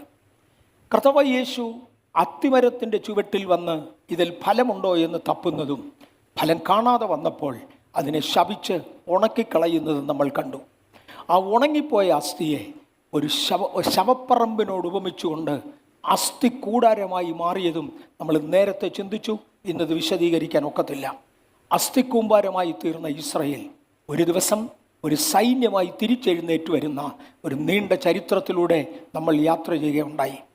ലൂക്കോസിൻ്റെ സുവിശേഷം 19-ാം അധ്യായത്തിൻ്റെ 44-ാമത്തെ വാക്യത്തിൽ, and they shall even with the ground became thou knowest not the time of thy visitation. ആ വാക്യം അങ്ങ് വായിച്ചാട്ടെ. ഓക്കെ, വായിച്ചു വെച്ചാട്ടെ. 19-44. പുറത്തും ഞെരുക്കി നിന്നിലുള്ള നിന്റെ മക്കളെയും നിലത്തിട്ട് തള്ളിയിട്ട് നിങ്ങൾ കല്ലിന്മേൽ കല്ല് ശേഷിപ്പിക്കാതിരിക്കുന്ന കാലം നിനക്ക് വരും. ഇസ്രയേലേ, നിന്റെ സമാധാനത്തിനുള്ളത് ഈ ദിവസം നീ അറിഞ്ഞെങ്കിൽ കൊള്ളായിരുന്നു. ഇപ്പോഴോ അത് നിന്റെ കണ്ണുകൾക്ക് മറവായിരിക്കുന്നു. എൻ്റെ പ്രിയപ്പെട്ടവരെ, പരിശുദ്ധാത്മാവ് ഗൗരവമായും ശക്തിയായും ഇടപെടുക. ഞാൻ കഴിഞ്ഞ ദിവസം ഇവിടെ ഉണ്ടായിരുന്ന ഒരു കൊച്ചു ഗ്രൂപ്പിനോട് ഇങ്ങനെ പറഞ്ഞു. കഴിഞ്ഞ ആഴ്ചയിൽ നമ്മുടെ ഉപവാസ പ്രാർത്ഥനയുടെ ഇടയിൽ ഒരു ദിവസം അമേരിക്കയിൽ ഡാളസിലുള്ള പാസ്റ്റർ അനിയൻ കുഞ്ഞ് എന്നോട് വ്യക്തിപരമായി ഒരു ദൂത് പറഞ്ഞത് ഞാൻ ഇവിടെ പരസ്യമായി കേൾപ്പിച്ചു. അതിനകത്ത് ഒരു പദം ഇതായിരുന്നു: രാത്രിയിൽ ഉറക്കത്തിൽ നിന്ന് വിളിച്ചുണർത്തി ചില പ്രധാനപ്പെട്ട വിഷയങ്ങൾ സഭയോട് പറയുവാൻ പരിശുദ്ധാത്മാവ് ഏൽപ്പിക്കും. അത് സില്ലിയാണെന്നും വേണ്ട എന്നും വിചാരിച്ച് മാറരുത്. അത് പറയണം, അത് ഗൗരവമുള്ളതാണ്. കഴിഞ്ഞ ആഴ്ചയിൽ പല ദിവസങ്ങളിൽ രാവിലെ വെളുപ്പിനെ 3 മണിയോടുകൂടെ 3-3:30 ഇടയ്ക്ക് ദൈവാത്മാവെന്നെ ഉണർത്താറുണ്ട്. ഓരോ തിരുവചന ഭാഗങ്ങൾ ഇടപെടാറുണ്ട്. എൻ്റെ ആരോഗ്യനില തീരെ മോശമാണെങ്കിലും ഞാൻ ഒറ്റ ദിവസം പോലും വിടാതെ എഴുന്നേറ്റ് അത് എഴുതി വെച്ച് പിറ്റേ ദിവസം ഒന്നുകൂടെ മെഡിറ്റേറ്റ് ചെയ്ത് പ്രിപ്പയർ ചെയ്ത് നിങ്ങളുടെ മുമ്പിൽ കൊണ്ടുവരുന്നതാണ്. യെരൂശലേമേ, യെരൂശലേമേ, നിന്നെ എൻ്റെ ചിറകിൻ്റെ കീഴിൽ ചേർക്കുവാൻ എനിക്ക് മനസ്സായിരുന്നു, നിനക്കോ മനസ്സായില്ല. കാര്യം നിന്റെ സന്ദർശനകാലം നീ അറിയാതിരിക്കുകയും. ദൈവത്തിൻ്റെ ട്രിഗറിങ് ടൈം സന്ദർശനകാലമായത്. ട്രിഗറിങ് എന്ന പദത്തിൽ ഞാൻ പോവും. ദൈവത്തിൻ്റെ ട്രിഗറിങ് ടൈം, ദൈവത്തിൻ്റെ സന്ദർശനകാലമായത്. ട്രിഗറിങ് ടൈം എന്ന് പറഞ്ഞാൽ സന്ദർശനകാലം എന്ന് ഡയറക്റ്റ് ഒരു മീനിങ് ഇല്ല. ഓട്ടക്കളത്തിൽ ഓടുവാൻ വേണ്ടി ആ ഓടുന്ന ലൈനിൽ, സ്റ്റാർട്ടിംഗ് ലൈനിൽ പോയി നിൽക്കുന്ന ആളുകൾ ഓടാനായി നിൽക്കുമ്പോൾ ഒരു തോക്ക് കൊണ്ട് ഇത് കൺട്രോൾ ചെയ്യുന്നയാൾ ആകാശത്തേക്ക് ഒരു വെടിവെക്കും, ഒന്ന് ട്രിഗർ ചെയ്യും. ആ ട്രിഗറിങ് ടൈം മുൻപോട്ട് ഓടാൻ വേണ്ടിയുള്ളതാണ്. ഒരു കോമ്പറ്റീഷനിൽ പങ്കെടുക്കുന്നയാൾ മുൻപോട്ട് ഓടേണ്ട കൃത്യം സെക്കൻഡ് ആകുമ്പോൾ ഒന്ന് ട്രിഗർ ചെയ്യും. എന്തിന്? ബാഹ്യാകാശത്തേക്ക് അയക്കുന്നതായ ബാഹ്യാകാശ പേടകങ്ങൾ ടേക്ക് ഓഫ് ചെയ്യേണ്ടപ്പോൾ ട്രിഗറിങ് ടൈമിൻ്റെ പുറകിൽ കൗണ്ട് ഡൗൺ പീരീഡ് ഉണ്ട്. 48 സെക്കൻഡ്, 47 സെക്കൻഡ്, 45 സെക്കൻഡ്, ഒടുവിൽ 0 സെക്കൻഡ് എന്ന് പറയുകയും ട്രിഗറിങ് നടന്നിരിക്കും. ദൈവത്തിൻ്റെ ട്രിഗറിങ് സമയങ്ങളെക്കുറിച്ച് നാം അറിയാതിരിക്കരുത്. യെരൂശലേമേ, നിൻ്റെ ട്രിഗറിങ് ടൈമാണ്. ഇന്ന് നിൻ്റെ അനർത്ഥത്തെക്കുറിച്ച് നീ അറിഞ്ഞിരുന്നെങ്കിൽ നിനക്ക് മാനസാന്തരപ്പെടാമായിരുന്നു. ഇപ്പോഴോ നിൻ്റെ കണ്ണുകൾക്കത് മറവാം. ബഥേൽ സഭയിൽ അനേക ദൈവമക്കളെക്കുറിച്ച് പരിശുദ്ധാത്മാവ് എടുത്തു പറയുന്ന പദമാണ് ട്രിഗറിങ് ടൈം അറിഞ്ഞിരിക്കുക. നാം മാനസാന്തരപ്പെടേണ്ട സമയം അതിക്രമിച്ചു എന്ന് മറക്കരുത്. അകൃത്യം തികയുവാൻ അനുവദിക്കരുത്. അതിനു മുന്നമേ നാം മാനസാന്തരപ്പെടണം. ഇപ്പോഴോ നിന്റെ കണ്ണുകൾക്കത് മറവാണ്. മറഞ്ഞിരുന്നാൽ നിനക്ക് വലിയ നാശം വന്ന് സംഭവിക്കും. യെരൂശലേം ഷാൽ ബി ടോഡൻ ഡൗൺ, ജെൻഡൈൽ ജാതികൾ അതിനെ ചവിട്ടത്തക്കവണ്ണം യെരൂശലേം അധപ്പതിച്ചു പോകും എന്ന് പറഞ്ഞു. യെരൂശലേമിന് സംഭവിച്ചത് നമുക്കൊന്ന് നോക്കാം. 46 പ്രാവശ്യം they were attacked. അവരുടെ സാമ്രാജ്യമായിരിക്കുന്ന കാലം വേറെ ഒരു ജാതിക്ക് അങ്ങനെ ഉണ്ടായിട്ടില്ല. 46 പ്രാവശ്യം അവരെ അറ്റാക്ക് ചെയ്തു. 30 പ്രാവശ്യം പാർഷ്യലായി എങ്കിലും ഇസ്രയേൽ നശിപ്പിക്കപ്പെട്ടു. 25 പ്രാവശ്യം ഗവൺമെൻറ്റുകൾ ചേഞ്ചായി. 25 ഗവൺമെൻറ് ചേഞ്ചസ്. പക്ഷേ ഇതിൻ്റെ എല്ലാം അവസാനം അവർ ഷൂട്ടപ്പ് ചെയ്തു. അവരൊന്ന് എഴുന്നേറ്റ് വന്നു. ഇതിൻ്റെ മുകളിൽ ഇടത്തുവശത്തായി കാണുന്നത് നാസികളുടെ കോൺസെൻട്രേഷൻ ക്യാമ്പാണ്. മുകളിൽ വലത്തുവശത്തായി നിൽക്കുന്നത് ഹിറ്റ്ലറാണ്. ഹിറ്റ്ലർ ഇസ്രയേലിനെ കൊന്നൊടുക്കേണ്ടതിനായി അവരെ പട്ടിണിക്കിടുവാൻ ഉണ്ടാക്കിയ കോൺസെൻട്രേഷൻ ക്യാമ്പുകളാണ് ഈ കാണുന്നത്. ഇടത്തുവശത്ത് താഴെയും കാണുന്നത് കോൺസെൻട്രേഷൻ ക്യാമ്പുകളാണ്. വലത്തുവശത്ത് മുകളിലും താഴെയും, താഴെ നിൽക്കുമ്പോഴത്തേക്ക് അദ്ദേഹത്തിൻ്റെ പട്ടാളക്കാരുമായി ഒരുമിച്ച് നിൽക്കുക. ഇന്ത്യയും പ്രശംസിക്കാൻ ഒന്നുമില്ല. കോൺസെൻട്രേഷൻ ക്യാമ്പുകൾ ഞാനും നിങ്ങളും കൊടുത്ത ടാക്സ് ഉപയോഗിച്ച് പണിത് കഴിഞ്ഞു. എന്നാലും മറക്കണ്ട, ഇവിടെയും ഇത് തന്നെയാണ് നടക്കാൻ പോകുന്നത്. ഇത് പിശാചിൻ്റെ കോമൺ പാറ്റേണാണ്. ഈ പാറ്റേൺ നടന്നിരുന്നു. മണിപ്പൂരിൽ മാത്രം നടന്ന് നിന്നെന്നാരും തെറ്റിദ്ധരിക്കരുത്. No, it should happen. അതിനു മുമ്പേ മാനസാന്തരപ്പെടുവാൻ. പട്ടണത്തിൻ്റെ മേൽ വരുന്ന അനർത്ഥം കണ്ടുകൊണ്ട് സഭ അതിനകത്ത് ഭാഗവാക്കാകാതിരിപ്പാൻ, ആളുകൾക്ക് വേണ്ടി പ്രാർത്ഥിക്കുവാൻ ദൈവം തന്ന അവസരം ഞാൻ ഉപയോഗിച്ചു. ഇങ്ങനെ ഞെരുക്കപ്പെട്ടതിനാൽ സഭ അല്ല, ഇസ്രയേൽ ഒരു അസ്ഥിവഞ്ചരമായി മാറി. അതെ, അസ്ഥികളുടെ കൂമ്പാരമായി മാറി. അന്നാണ് ദൈവം ഒരാളിനെ എഴുന്നേൽപ്പിക്കുന്നത്. ഡോക്ടർ വൈസ്മാൻ എന്നൊരു വ്യക്തി എഴുന്നേൽക്കുകയും അദ്ദേഹം ഇസ്രയേലിന് വേണ്ടി ബ്രിട്ടീഷ് ഗവൺമെൻറ്റിനോട് ചേർന്ന് നിന്ന് പ്രവർത്തിക്കുകയും ചെയ്തതിനാൽ 2 നവംബർ 1947 ബാൽഫർ ഡിക്ലറേഷൻ നടന്നു. ഇസ്രയേൽ തിരിച്ചു വരുന്ന വഴിയാ, അത് വിശദീകരിക്കാൻ ഒക്കത്തില്ല. ഒരു ബാൽഫർ ഡിക്ലറേഷൻ. ബാൽഫർ ഡിക്ലറേഷനെ കുറിച്ച് അന്നത്തെ ആളുകൾ പറഞ്ഞു, ഇതൊരു കീറ്റുതുണ്ട് കടലാസായി, സ്ക്രാപ്പ് പേപ്പർ, അതിൽ കൂടുതൽ ഇതിനകത്ത് വിലയില്ല. പക്ഷേ ജനറൽ അല്ലൻബായുടെ സൈന്യം ഇസ്രയേലിനെ സ്വതന്ത്രമാക്കി. ഓട്ടോമൻ ഗവൺമെൻറ് സറണ്ടർ ചെയ്തു. Israel ended through Jaffa gate singing songs of ascents. 122 സങ്കീർത്തനമല്ലയോ, 122 121 122 സങ്കീർത്തനങ്ങൾ. അവിടെ മുതൽ കുറേ സങ്കീർത്തനങ്ങൾ സോങ്സ് ഓഫ് അസെൻഷൻ എന്നാണ് അതിനെ വിളിക്കുന്നത്. ആരോഹണ സങ്കീർത്തനങ്ങൾ. ജാഫ ഗേറ്റ് തുറക്കുകയും ജാഫ ഗേറ്റിലൂടെ ഇസ്രയേൽ ഉള്ളിലേക്ക് കയറുകയും ചെയ്തപ്പോൾ, ഇസ്രയേൽ എന്ന് പറയാൻ ഒക്കത്തില്ല, ബ്രിട്ടീഷ് സൈന്യത്തിൽ ഉണ്ടായിരുന്ന ഇസ്രയേൽ മക്കളെ ലീഡർഷിപ്പിൽ നിർത്തിക്കൊണ്ട് ബ്രിട്ടീഷ് സൈന്യം ജാഫ ഗേറ്റിലൂടെ അകത്തോട്ട് കയറുമ്പോൾ ഒരൊറ്റ അമ്പ് അവിടെ എഴുതിയിട്ടില്ല, ഒരു വെടിയുണ്ട അവരെ പൊട്ടിച്ചിട്ടില്ല. കീഴടങ്ങുവാൻ ശത്രുവിനോട് ആവശ്യപ്പെട്ട ശേഷം അവർ ജാഫ ഗേറ്റിലൂടെ ഉള്ളിലേക്ക് കടക്കുകയായിരുന്നു. 1967 ജൂൺ മാസം 5 മുതൽ 10 വരെയുള്ള ദിവസങ്ങളിൽ ഈ യുദ്ധം നടന്നു. അതിനു മുന്നമേ അവർ ഉള്ളിലേക്ക് പ്രവേശിച്ചു, രാജ്യം പിടിച്ചെടുത്തു. ബൈബിളിൽ ഇങ്ങനെ ഒരു പദമുണ്ട്, വില കൂടാതെ നിങ്ങളെ വിറ്റ് കളഞ്ഞു, വില കൊടുക്കാതെ നിങ്ങളെ തിരിച്ചു വാങ്ങും. ഒരമ്പ് അവിടെ എയ്യുകയില്ല, ഒരസ്ഥി അവിടെ ഒടിയുകയില്ല, ഒരു തുള്ളി രക്തം ചൊരിയാതെ ജാഫയിലൂടെ, പ്രധാന ഗേറ്റിലൂടെ ഇസ്രയേൽ അല്ലെങ്കിൽ സൈന്യം ഉള്ളിലേക്ക് കടക്കുകയും ശത്രു പുറത്തു പോവുകയും ചെയ്തൊരു ദിവസമുണ്ട്. ഡ്രൈ ബോൺസ് തിരിച്ചെഴുന്നേക്കാൻ തുടങ്ങുക. അതുവരെ നശിച്ചുപോയ ഡ്രൈ ബോൺസ് തിരിച്ചെഴുന്നേക്കാൻ തുടങ്ങുകയാ. ദൈവത്തിൻ്റെ ഒന്നാം ട്രിഗറിങ് ഇസ്രയേലിനോടുള്ള ബന്ധത്തിൽ കാണാം. ദൈവം ഒരൊറ്റ ട്രിഗറിങ് കൊടുത്തു. God triggered, the time is reflected by Israel. The political world and the church. ഏറ്റവും പ്രധാനപ്പെട്ട വിഷയം ഇതാ. ദൈവം ഒന്ന് ട്രിഗർ ചെയ്തപ്പോൾ 3 മണ്ഡലങ്ങൾ അത് തിരിച്ചറിഞ്ഞു. ഇന്നിത് തീരുമോ എന്ന് എനിക്കറിയത്തില്ല, ഇല്ലെങ്കിൽ അടുത്ത ആഴ്ചയിലും തുടരും.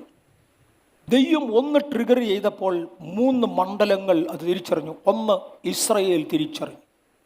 ശൂന്യമായി കിടന്ന ഇസ്രയേൽ ആഷസിൽ നിന്നും തിരിച്ചു വന്നതുപോലെ, ചാരത്തിൽ നിന്നും തിരിച്ചെഴുന്നേറ്റതുപോലെ, അസ്ഥിവഞ്ചനങ്ങൾ തിരിച്ചെഴുന്നേറ്റതുപോലെ തിരിച്ചെഴുന്നേറ്റു.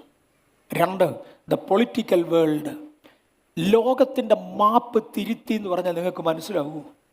സൂര്യൻ അസ്തമിക്കാത്ത സാമ്രാജ്യമെന്നറിയപ്പെടുന്ന ബ്രിട്ടൻ ഇട്ടാവട്ടത്തിൽ ചുരുങ്ങി. അത് മലയാളത്തിലെ ഒരു പ്രയോഗമായി, ഇട്ടാവട്ടം. സൂര്യൻ അസ്തമിക്കാത്ത സാമ്രാജ്യമെന്ന് പറയപ്പെട്ടിരുന്ന ബ്രിട്ടൻ ഇട്ടാവട്ടത്തിൽ ചുരുങ്ങി.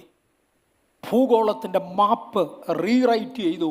ഒന്നാമത്തെ ട്രിഗറിങ് ഇസ്രയേൽ തിരിച്ചറിഞ്ഞത് മാത്രമല്ല, ലോകരാജ്യങ്ങൾ തിരിച്ചറിഞ്ഞു, പൊളിറ്റിക്കൽ വേൾഡ്. 3, സഭ അത് തിരിച്ചറിഞ്ഞു. അന്ന് വരെ ഇല്ലാത്ത ഒരു ഉണർവ് സഭയിലേക്ക് കടന്നു. സഭയിൽ ഒരു വിഭാഗം വിശ്വാസത്യാഗികളായി, ഒരു വിഭാഗം വിശ്വാസം നഷ്ടപ്പെടുത്തി, വേറൊരു വിഭാഗം വിശ്വാസത്തിൽ ഉണർന്നു. അങ്ങനെ ട്രിഗറിങ് സഭയ്ക്കകത്ത് നടന്നു.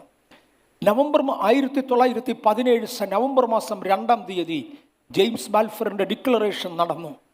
1917 ഡിസംബർ 11-ാം തീയതി ജനറൽ അല്ലൻബായി പട്ടണം ദൈവത്തിനു വേണ്ടി പിടിച്ചെടുത്തു. അദ്ദേഹത്തിൻ്റെ കയ്യിൽ അന്ന് 25,000 പട്ടാളക്കാരും അവർക്കാവശ്യമുള്ള കുതിരകളും വാഹനങ്ങളും ഉണ്ടായിരുന്നെങ്കിലും അതൊന്നും ഉപയോഗിക്കാതെ അവർ കാൽനടയായി പട്ടണത്തിൽ കയറി. പട്ടാളക്കാരായിരുന്നെങ്കിലും അല്ലൻബായി ഇങ്ങനെ പറഞ്ഞു, ദൈവം തൻ്റെ ജനത്തിനു വേണ്ടി വിശുദ്ധീകരിച്ച വിശുദ്ധ നഗരത്തെ ദൈവം വിട്ടുതരുന്നതിനാൽ ഇതിനെ അശുദ്ധമാക്കുവാൻ കുതിരയുടെ ലാടങ്ങൾ അവിടെ തുടരുത്, വാഹനങ്ങളുടെ ടയറുകൾ തുടരുത്, നമുക്ക് കാൽനടയായി നടക്കാം. ഞാൻ കേട്ടിട്ടുള്ളതനുസരിച്ച്, ഞാനിത് കണ്ടതല്ല, നിങ്ങളാരും കണ്ടതല്ല, ഞാനും കണ്ടതല്ല, നമ്മളെല്ലാം കേട്ടതാ. ഞാൻ കേട്ടതനുസരിച്ച് അല്ലൻബായി തൻ്റെ ബൂട്ട് ഊരി വെച്ചു. വിശ്വസിക്കുന്ന ഒരു കൂട്ടം യഹൂദന്മാരോട്, അല്ലൻബായി യഹൂദനായിരുന്നു, ബ്രിട്ടീഷ് പട്ടാളത്തിൻ്റെ സർവ്വസൈന്യാധിപനായിരുന്നു, അതേസമയം തന്നെ യഹൂദനായിരുന്നു. വിശ്വസിക്കുന്ന ഒരു കൂട്ടം യഹൂദ ഭക്തന്മാരായ പടയാളികളോട് നിങ്ങളുടെ ബൂട്ട് ഊരി വെക്കാൻ പറഞ്ഞു. സോക്സ് മാത്രമിട്ട കാലുമായി ഞാൻ ഇന്ന് സ്റ്റേജിൽ നിൽക്കുന്ന ലാഘവത്തിൽ അദ്ദേഹം ജോഫ ഗേറ്റിൻ്റെ ഇടത്തുവശത്തൂടെ അകത്തോട്ട് കയറുകയും മറുവശത്തുകൂടെ അന്നുണ്ടായിരുന്ന ഒട്ടോമാൻ ഗവൺമെൻറ്റിൻ്റെ സൈന്യം പുറത്തേക്ക് പോവുകയും ചെയ്തു. 25,000-ലധികം കുതിരകളും ആവശ്യമുള്ള സകല വാഹനങ്ങളും ഉണ്ടായിരുന്നെങ്കിലും അതൊന്നും ഉപയോഗിക്കാതെ ഒരമ്പ് അവിടെ എയ്യുകയില്ല, ഒരു തുള്ളി രക്തം അവിടെ ചൊരികയില്ല എങ്കിൽ അത് അർഹിക്കുന്ന ഗൗരവത്തിലും വിശുദ്ധിയിലും നാം അതിനെ ഏറ്റെടുക്കണമെന്ന് പറഞ്ഞ് അവരുള്ളിലേക്ക് കയറി. അവർ വന്ന് യെരുശലേമിനെ പിടിച്ചെടുത്തു. യെരുശലേം സറണ്ടർ ചെയ്യപ്പെട്ടു. യെരുശലേമിൻ്റെ പ്രധാന ഗേറ്റിൻ്റെ മുമ്പിൽ തോക്കുകളുമായി പട്ടാളക്കാർ നിന്നു. പക്ഷേ ഒരൊറ്റ വെടി ആരും വെച്ചിട്ടില്ല, ഒരു വെടി അവിടെ ഉതിർത്തിട്ടില്ല. ഫിക്ടറി അത്തിമരം തിരികെ തളിർക്കുവാൻ പോകുകയാണ്. ഞാൻ ആ ഭാഗങ്ങൾ എടുക്കുന്നില്ല.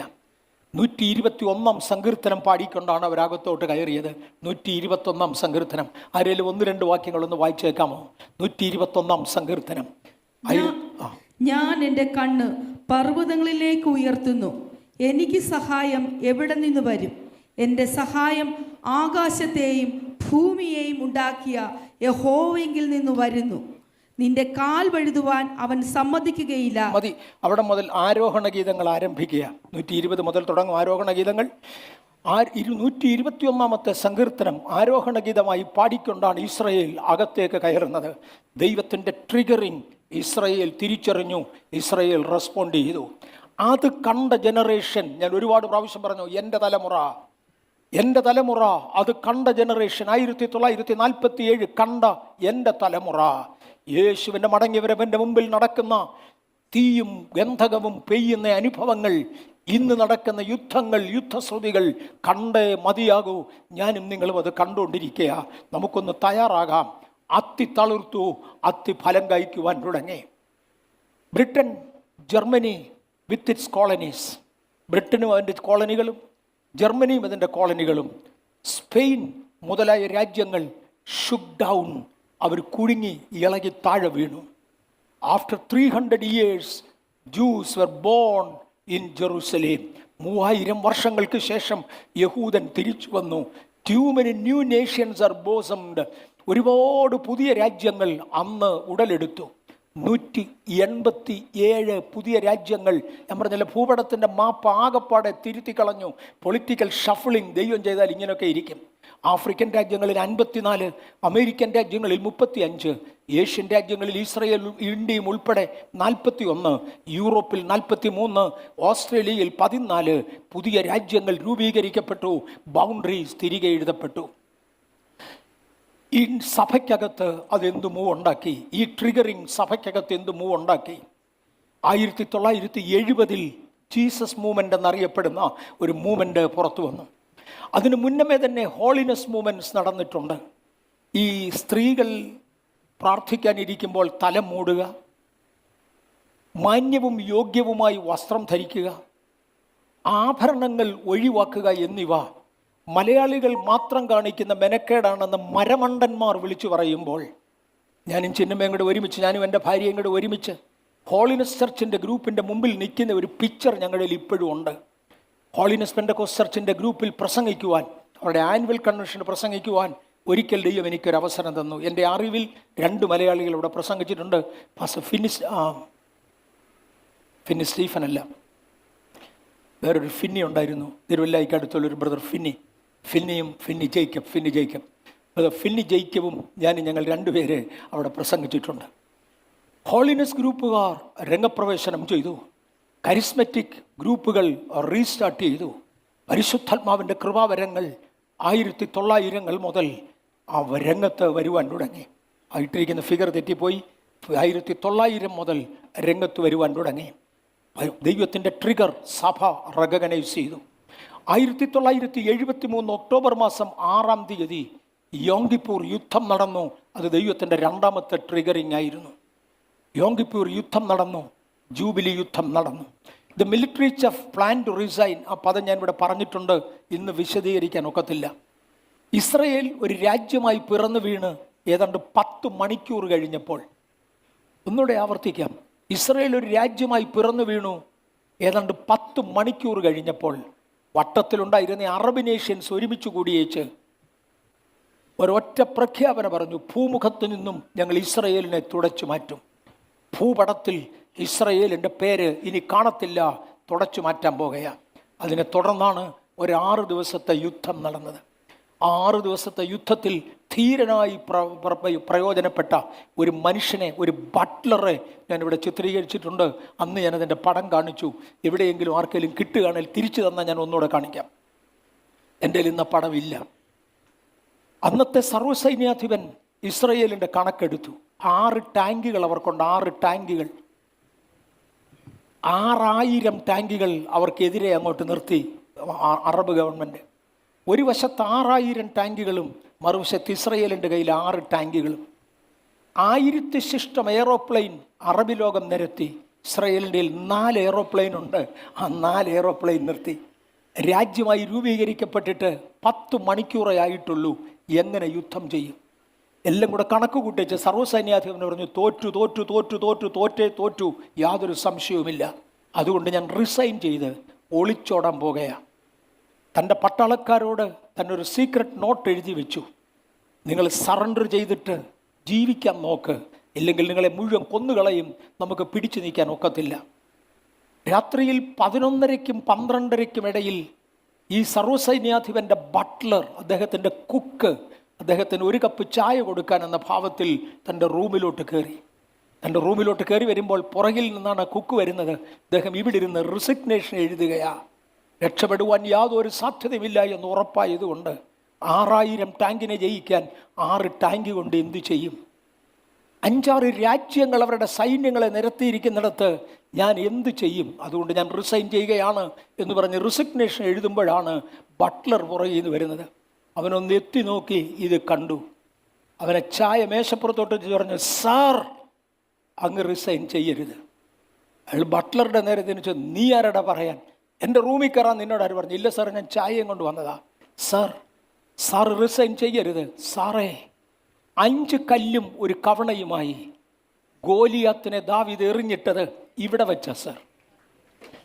സാറിൻ്റെ കസേറ ഇട്ടിരിക്കുന്ന ഈ സ്ഥലത്ത് നിന്നാണ് അന്ന് ഗോലിയാത്ത് എറിയുന്നത്.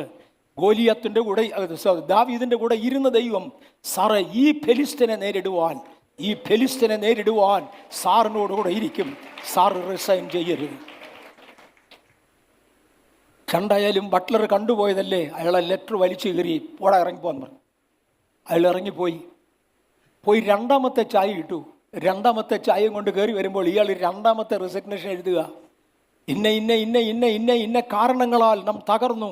മിലിറ്ററിക്ക് നോട്ടീസ് എഴുതുക, നിങ്ങൾ ജീവൻ്റെ രക്ഷപ്പെടാൻ നോക്കിയോ. ഇപ്പം 2ാമത് വന്ന് നോക്കി, ഇതേ എഴുതുന്നു 2ാമത്തേത്. സാർ എഴുതരുത്, സാറ് റിസൈൻ ചെയ്താൽ രാജ്യത്തിന് നിലനിൽപ്പില്ല. സാറെ മറക്കരുത്, ജോനാഥാൻ ഒരുത്തൻ മാത്രം, ഒറ്റ വാള് കയ്യിലുള്ള ജോനാഥാൻ ഒരുത്തൻ മാത്രം ഒരു ജനതയെ ജയിക്കുവാൻ ദൈവം തിരഞ്ഞെടുത്ത മണ്ണ സാർ. ഈ മണ്ണ് സാർ അവിടെ ഇരിക്കുന്നത്. ആ ദൈവത്തിന് കേടുപറ്റിയിട്ടില്ല. സാറ് റിസൈൻ ചെയ്യരുത്. അദ്ദേഹം ഈ ബട്ട്ലറോട് പറഞ്ഞു ബൈബിൾ ഇഞ്ഞ് കൊണ്ടുപോടാന്ന്. ബട്ട്ലർ ബൈബിളും കൊണ്ട് ചെന്നു. ഈ 2 രംഗങ്ങൾ അയാൾ വായിച്ചു. 6 days വാറിൻ്റെ ഡോക്യുമെൻ്ററിക്കകത്ത് ഇത് കിടപ്പുണ്ട്, ഇസ്രായേൽ പരസ്യപ്പെടുത്തത്. അയാൾ വായിച്ച ശേഷം മേശപ്പുറത്ത് കൈയിടിച്ചുകൊണ്ടൊരു പ്രതിജ്ഞ എടുത്തു. ഞാനും എൻ്റെ തലയും പോയാലും രാജ്യത്തിന് വേണ്ടി നിന്ന് യുദ്ധം ചെയ്യാം. 6ാമത്തെ ദിവസം ഇസ്രായേൽ യെരൂശലേം പിടിച്ചു. ദൈവത്തിൻ്റെ ട്രിഗറിങ് നന്നായി ഇസ്രായേൽ തിരിച്ചറിഞ്ഞു. ചർച്ചിൻ്റെ world Christian television media is born. 1973 Christian television media ജനിച്ചു വീഴുന്നത്. ഇന്ന് ഞാൻ ഇവിടെ നിന്ന് സംസാരിക്കുന്നത് 10,000 കണ്ടേക്കാം, അല്ല ലക്ഷങ്ങൾ കാണുന്നുണ്ട്. കാര്യം ക്രിസ്ത്യൻ ടെലിവിഷൻസ് രംഗത്ത് വന്നു. ഞാൻ ഹാർവസ്റ്റ് ടെലിവിഷനായി ദൈവത്തെ സ്തുതിക്കുന്നു. 1973 ക്രിസ്ത്യൻ ടെലിവിഷൻസ് രംഗത്ത് വരുന്നത്. TBN ജനിക്കുന്നത് അന്നാണ്. ആവർത്തന പുസ്തകം 32:8 പറയുന്നത് പോലെ ദൈവജനത്തിൻ്റെ നമ്പറിനൊത്തവണ്ണം ദൈവം പ്രപഞ്ചത്തെ തിരുത്തിക്കുറിച്ചു, വേൾഡ് മാപ്പ് മാറ്റിക്കുറിച്ചു. തകർന്നു കിടന്ന അസ്ഥികളുടെ നടുവിൽ, ഇത് പറയുക നിർത്തുകയാണ്, തകർന്നു കിടന്ന അസ്ഥികളുടെ നടുവിൽ നിന്നുകൊണ്ടൊരു വാഗ്ദത്തപ്രകാരം ഒരു പ്രവാചകൻ ഒരു പദം വിളിച്ചു പറഞ്ഞു, ഉണങ്ങിയ അസ്ഥികളെ യഹോവയുടെ വചനം കേൾക്കുക. കഴിഞ്ഞ 4 മാസങ്ങൾക്ക് മുൻപേ എൻ്റെ ബെഡ്റൂമിൽ ഞാൻ കിടക്കുന്ന ഇടത്ത് പരിശുദ്ധാത്മാവിൻ്റെ ചെവിയിൽ മുഴക്കിയ ഒരു ശബ്ദം ഞാൻ 2 പ്രാവശ്യം സഭയുടെ മുമ്പിൽ വെച്ചു. ഇത്രയും വിശദമായിട്ട് ആദ്യമാണ് വെക്കുന്നത്. Where are my prophets? എൻ്റെ പ്രവാചകന്മാരെവിടെ? ദീർഘകാലം നീണ്ടു നിന്ന് ക്രിയ ചെയ്യുന്ന പ്രവചനങ്ങൾ വിളിച്ചു പറയുന്ന 1000 വർഷങ്ങൾക്ക് മുൻപേ, മറക്കണ്ട, ഇന്നേക്ക് 4000 വർഷങ്ങൾക്ക് മുന്നമേ, ഏതാണ്ട് 4000 വർഷങ്ങൾക്ക് മുന്നമേ വിളിച്ചു പറഞ്ഞ ഒരു പ്രവചനത്തിൻ്റെ ശബ്ദമാണ്, ഉണങ്ങിയ അസ്ഥികളെ യഹോവയുടെ വചനം കേൾക്കുക. ആ കാലത്ത് വചനം വിളിച്ചു പറഞ്ഞെങ്കിൽ കാലങ്ങൾ മാറിയാലും പ്രവചനത്തിന് മാറ്റമില്ല.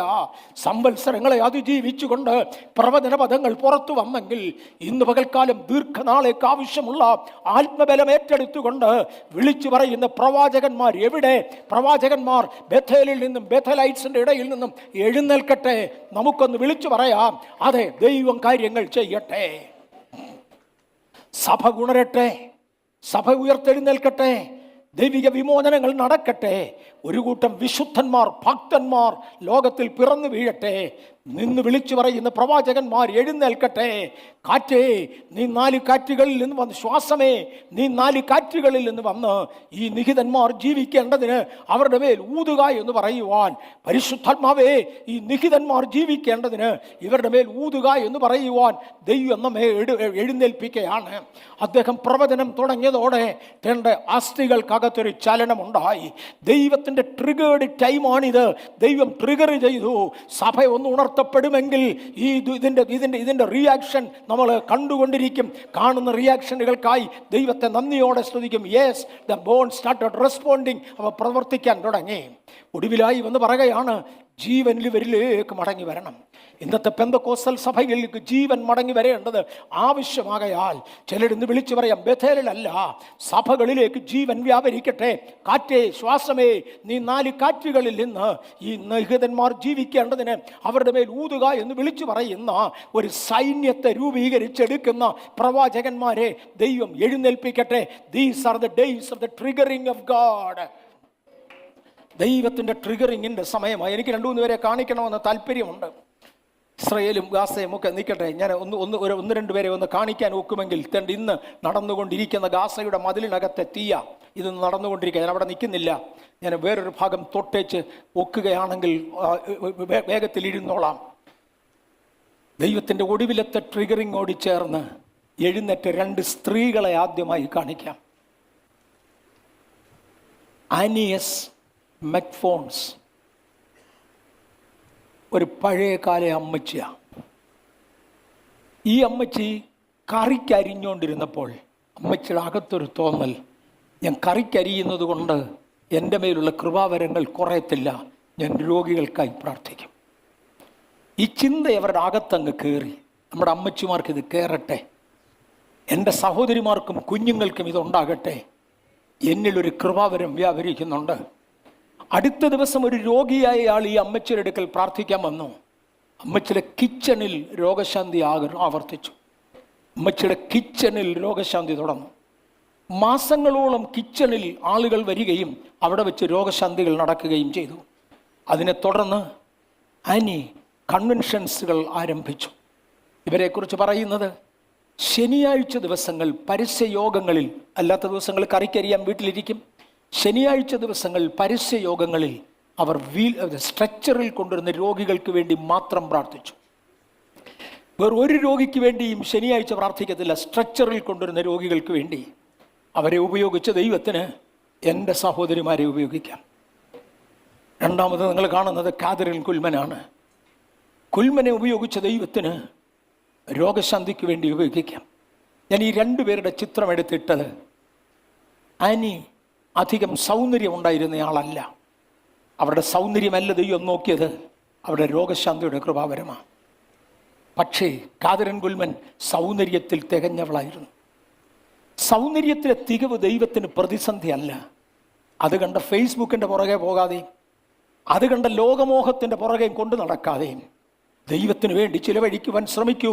ഞാൻ ഈ രണ്ട് പേരുകൾ തിരഞ്ഞെടുക്കാൻ കാര്യം ഇതാണ്. ദൈവത്തിന് നമ്മെ ഉപയോഗിപ്പാം. കഴിവുള്ളവർ നമ്മുടെ ഇടയിൽ പലരുണ്ട്. ആത്മീയർ നമ്മുടെ ഇടയിൽ ധാരാളമുണ്ട്. ദൈവത്തിന് വേണ്ടി ഇന്ന് നിൽക്കുവാൻ തയ്യാറെടുക്ക്. ഒരു ഉണർവ് നടക്കട്ടെ. ദൈവത്തിൻ്റെ ട്രിഗർ നടന്നുകൊണ്ടിരിക്കുക. ഈ ദിവസങ്ങളിൽ ദൈവം ചിലത് വലുത് ചെയ്യട്ടെ. ദൈവകരങ്ങളിൽ എന്നെ തന്നെ ഏൽപ്പിക്കുന്നു. ഇന്ന് പകൽ ദയവായി പ്രിയപ്പെട്ടവരിൽ നിന്ന് എഴുന്നേറ്റ് നിൽക്കാമോ? ഞാൻ ചിലത് ചെയ്ത് ചിരിക്കാൻ പോവുകയാണ്. എല്ലാവരും ദയവായിട്ടൊന്ന് എഴുന്നേറ്റ് നിന്നാട്ടെ. രണ്ട് സഹോദരിമാരെ കൊണ്ട് രോഗശാന്തി നടന്നെങ്കിൽ അതിൻ്റെ അർത്ഥം തുടർന്ന് രോഗശാന്തി നടക്കത്തില്ലെന്നല്ല. ഇന്ന് പകൽ രോഗശാന്തിക്ക് വേണ്ടി രോഗികൾക്ക് വേണ്ടി പ്രാർത്ഥിക്കാൻ സമയം എടുക്കുന്നുണ്ടോ? Are you taking? ഞാനിപ്പോൾ ഒന്ന് പ്രാർത്ഥിക്കും. കഴിയുമെങ്കിൽ കർത്തൃമേശയോട് ചേർന്ന് ഒരു പ്രാവശ്യം കൂടെ രോഗികൾക്ക് വേണ്ടി പ്രാർത്ഥിക്കുന്നത് കൊള്ളാം. ഈ ദിവസങ്ങളിലെല്ലാം ഇവിടെ ശക്തിയേറിയ വിടുതലുകൾ നടക്കട്ടെ. എന്നേക്കാൾ കൂടുതൽ ശബ്ദമെടുക്കാൻ കഴിയുന്നത് സുനിലിന്. എൻ്റെ മൺകൂടാരത്തും അതിൻ്റെ ബലഹീനതയിലെത്തി. എൻ്റെ മൺകൂടാരം ക്രാക്ക് ചെയ്തു തുടങ്ങി. പക്ഷേ ആരോഗ്യമുള്ളവരിവിടെ ഉണ്ടല്ലോ. ദൈവം അവരെ ഉപയോഗിക്കട്ടെ. ഇന്ന് പകൽ നിൽക്കുന്ന നിപ്പിൽ രോഗികളായ പ്രിയപ്പെട്ടവർ, അവരുടെ രോഗമുള്ള ഭാഗത്തേക്ക് ഒരു കൈവിരൽ വയ്ക്കുവാൻ ഞാൻ കർത്താവിൽ അപേക്ഷിക്കുന്നു.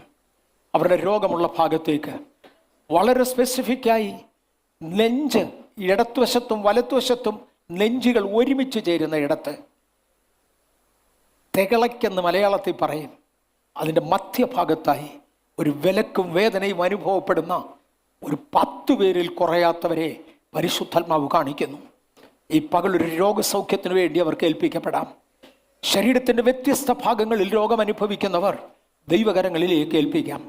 എൻ്റെ ശരീരത്തിൽ ഒത്ത മധ്യത്തിൽ നിന്നും ഏറെക്കുറെ 3-4 ഇഞ്ച് വലത്തോട്ട് മാറി നെഞ്ച് കൂടിന് തൊട്ടു താഴെയായി ഒരു വേദന അനുഭവിക്കുന്ന അനുഭവം ഞാൻ കാണുന്നു. ഈ പകൽ കർത്താവ് ചിലരെ സൗഖ്യമാക്കട്ടെ. എവിടൊക്കെ രോഗം അനുഭവിക്കുന്നവരുണ്ട് അവിടേക്ക് ഒരു വിരൽ വെക്കാം.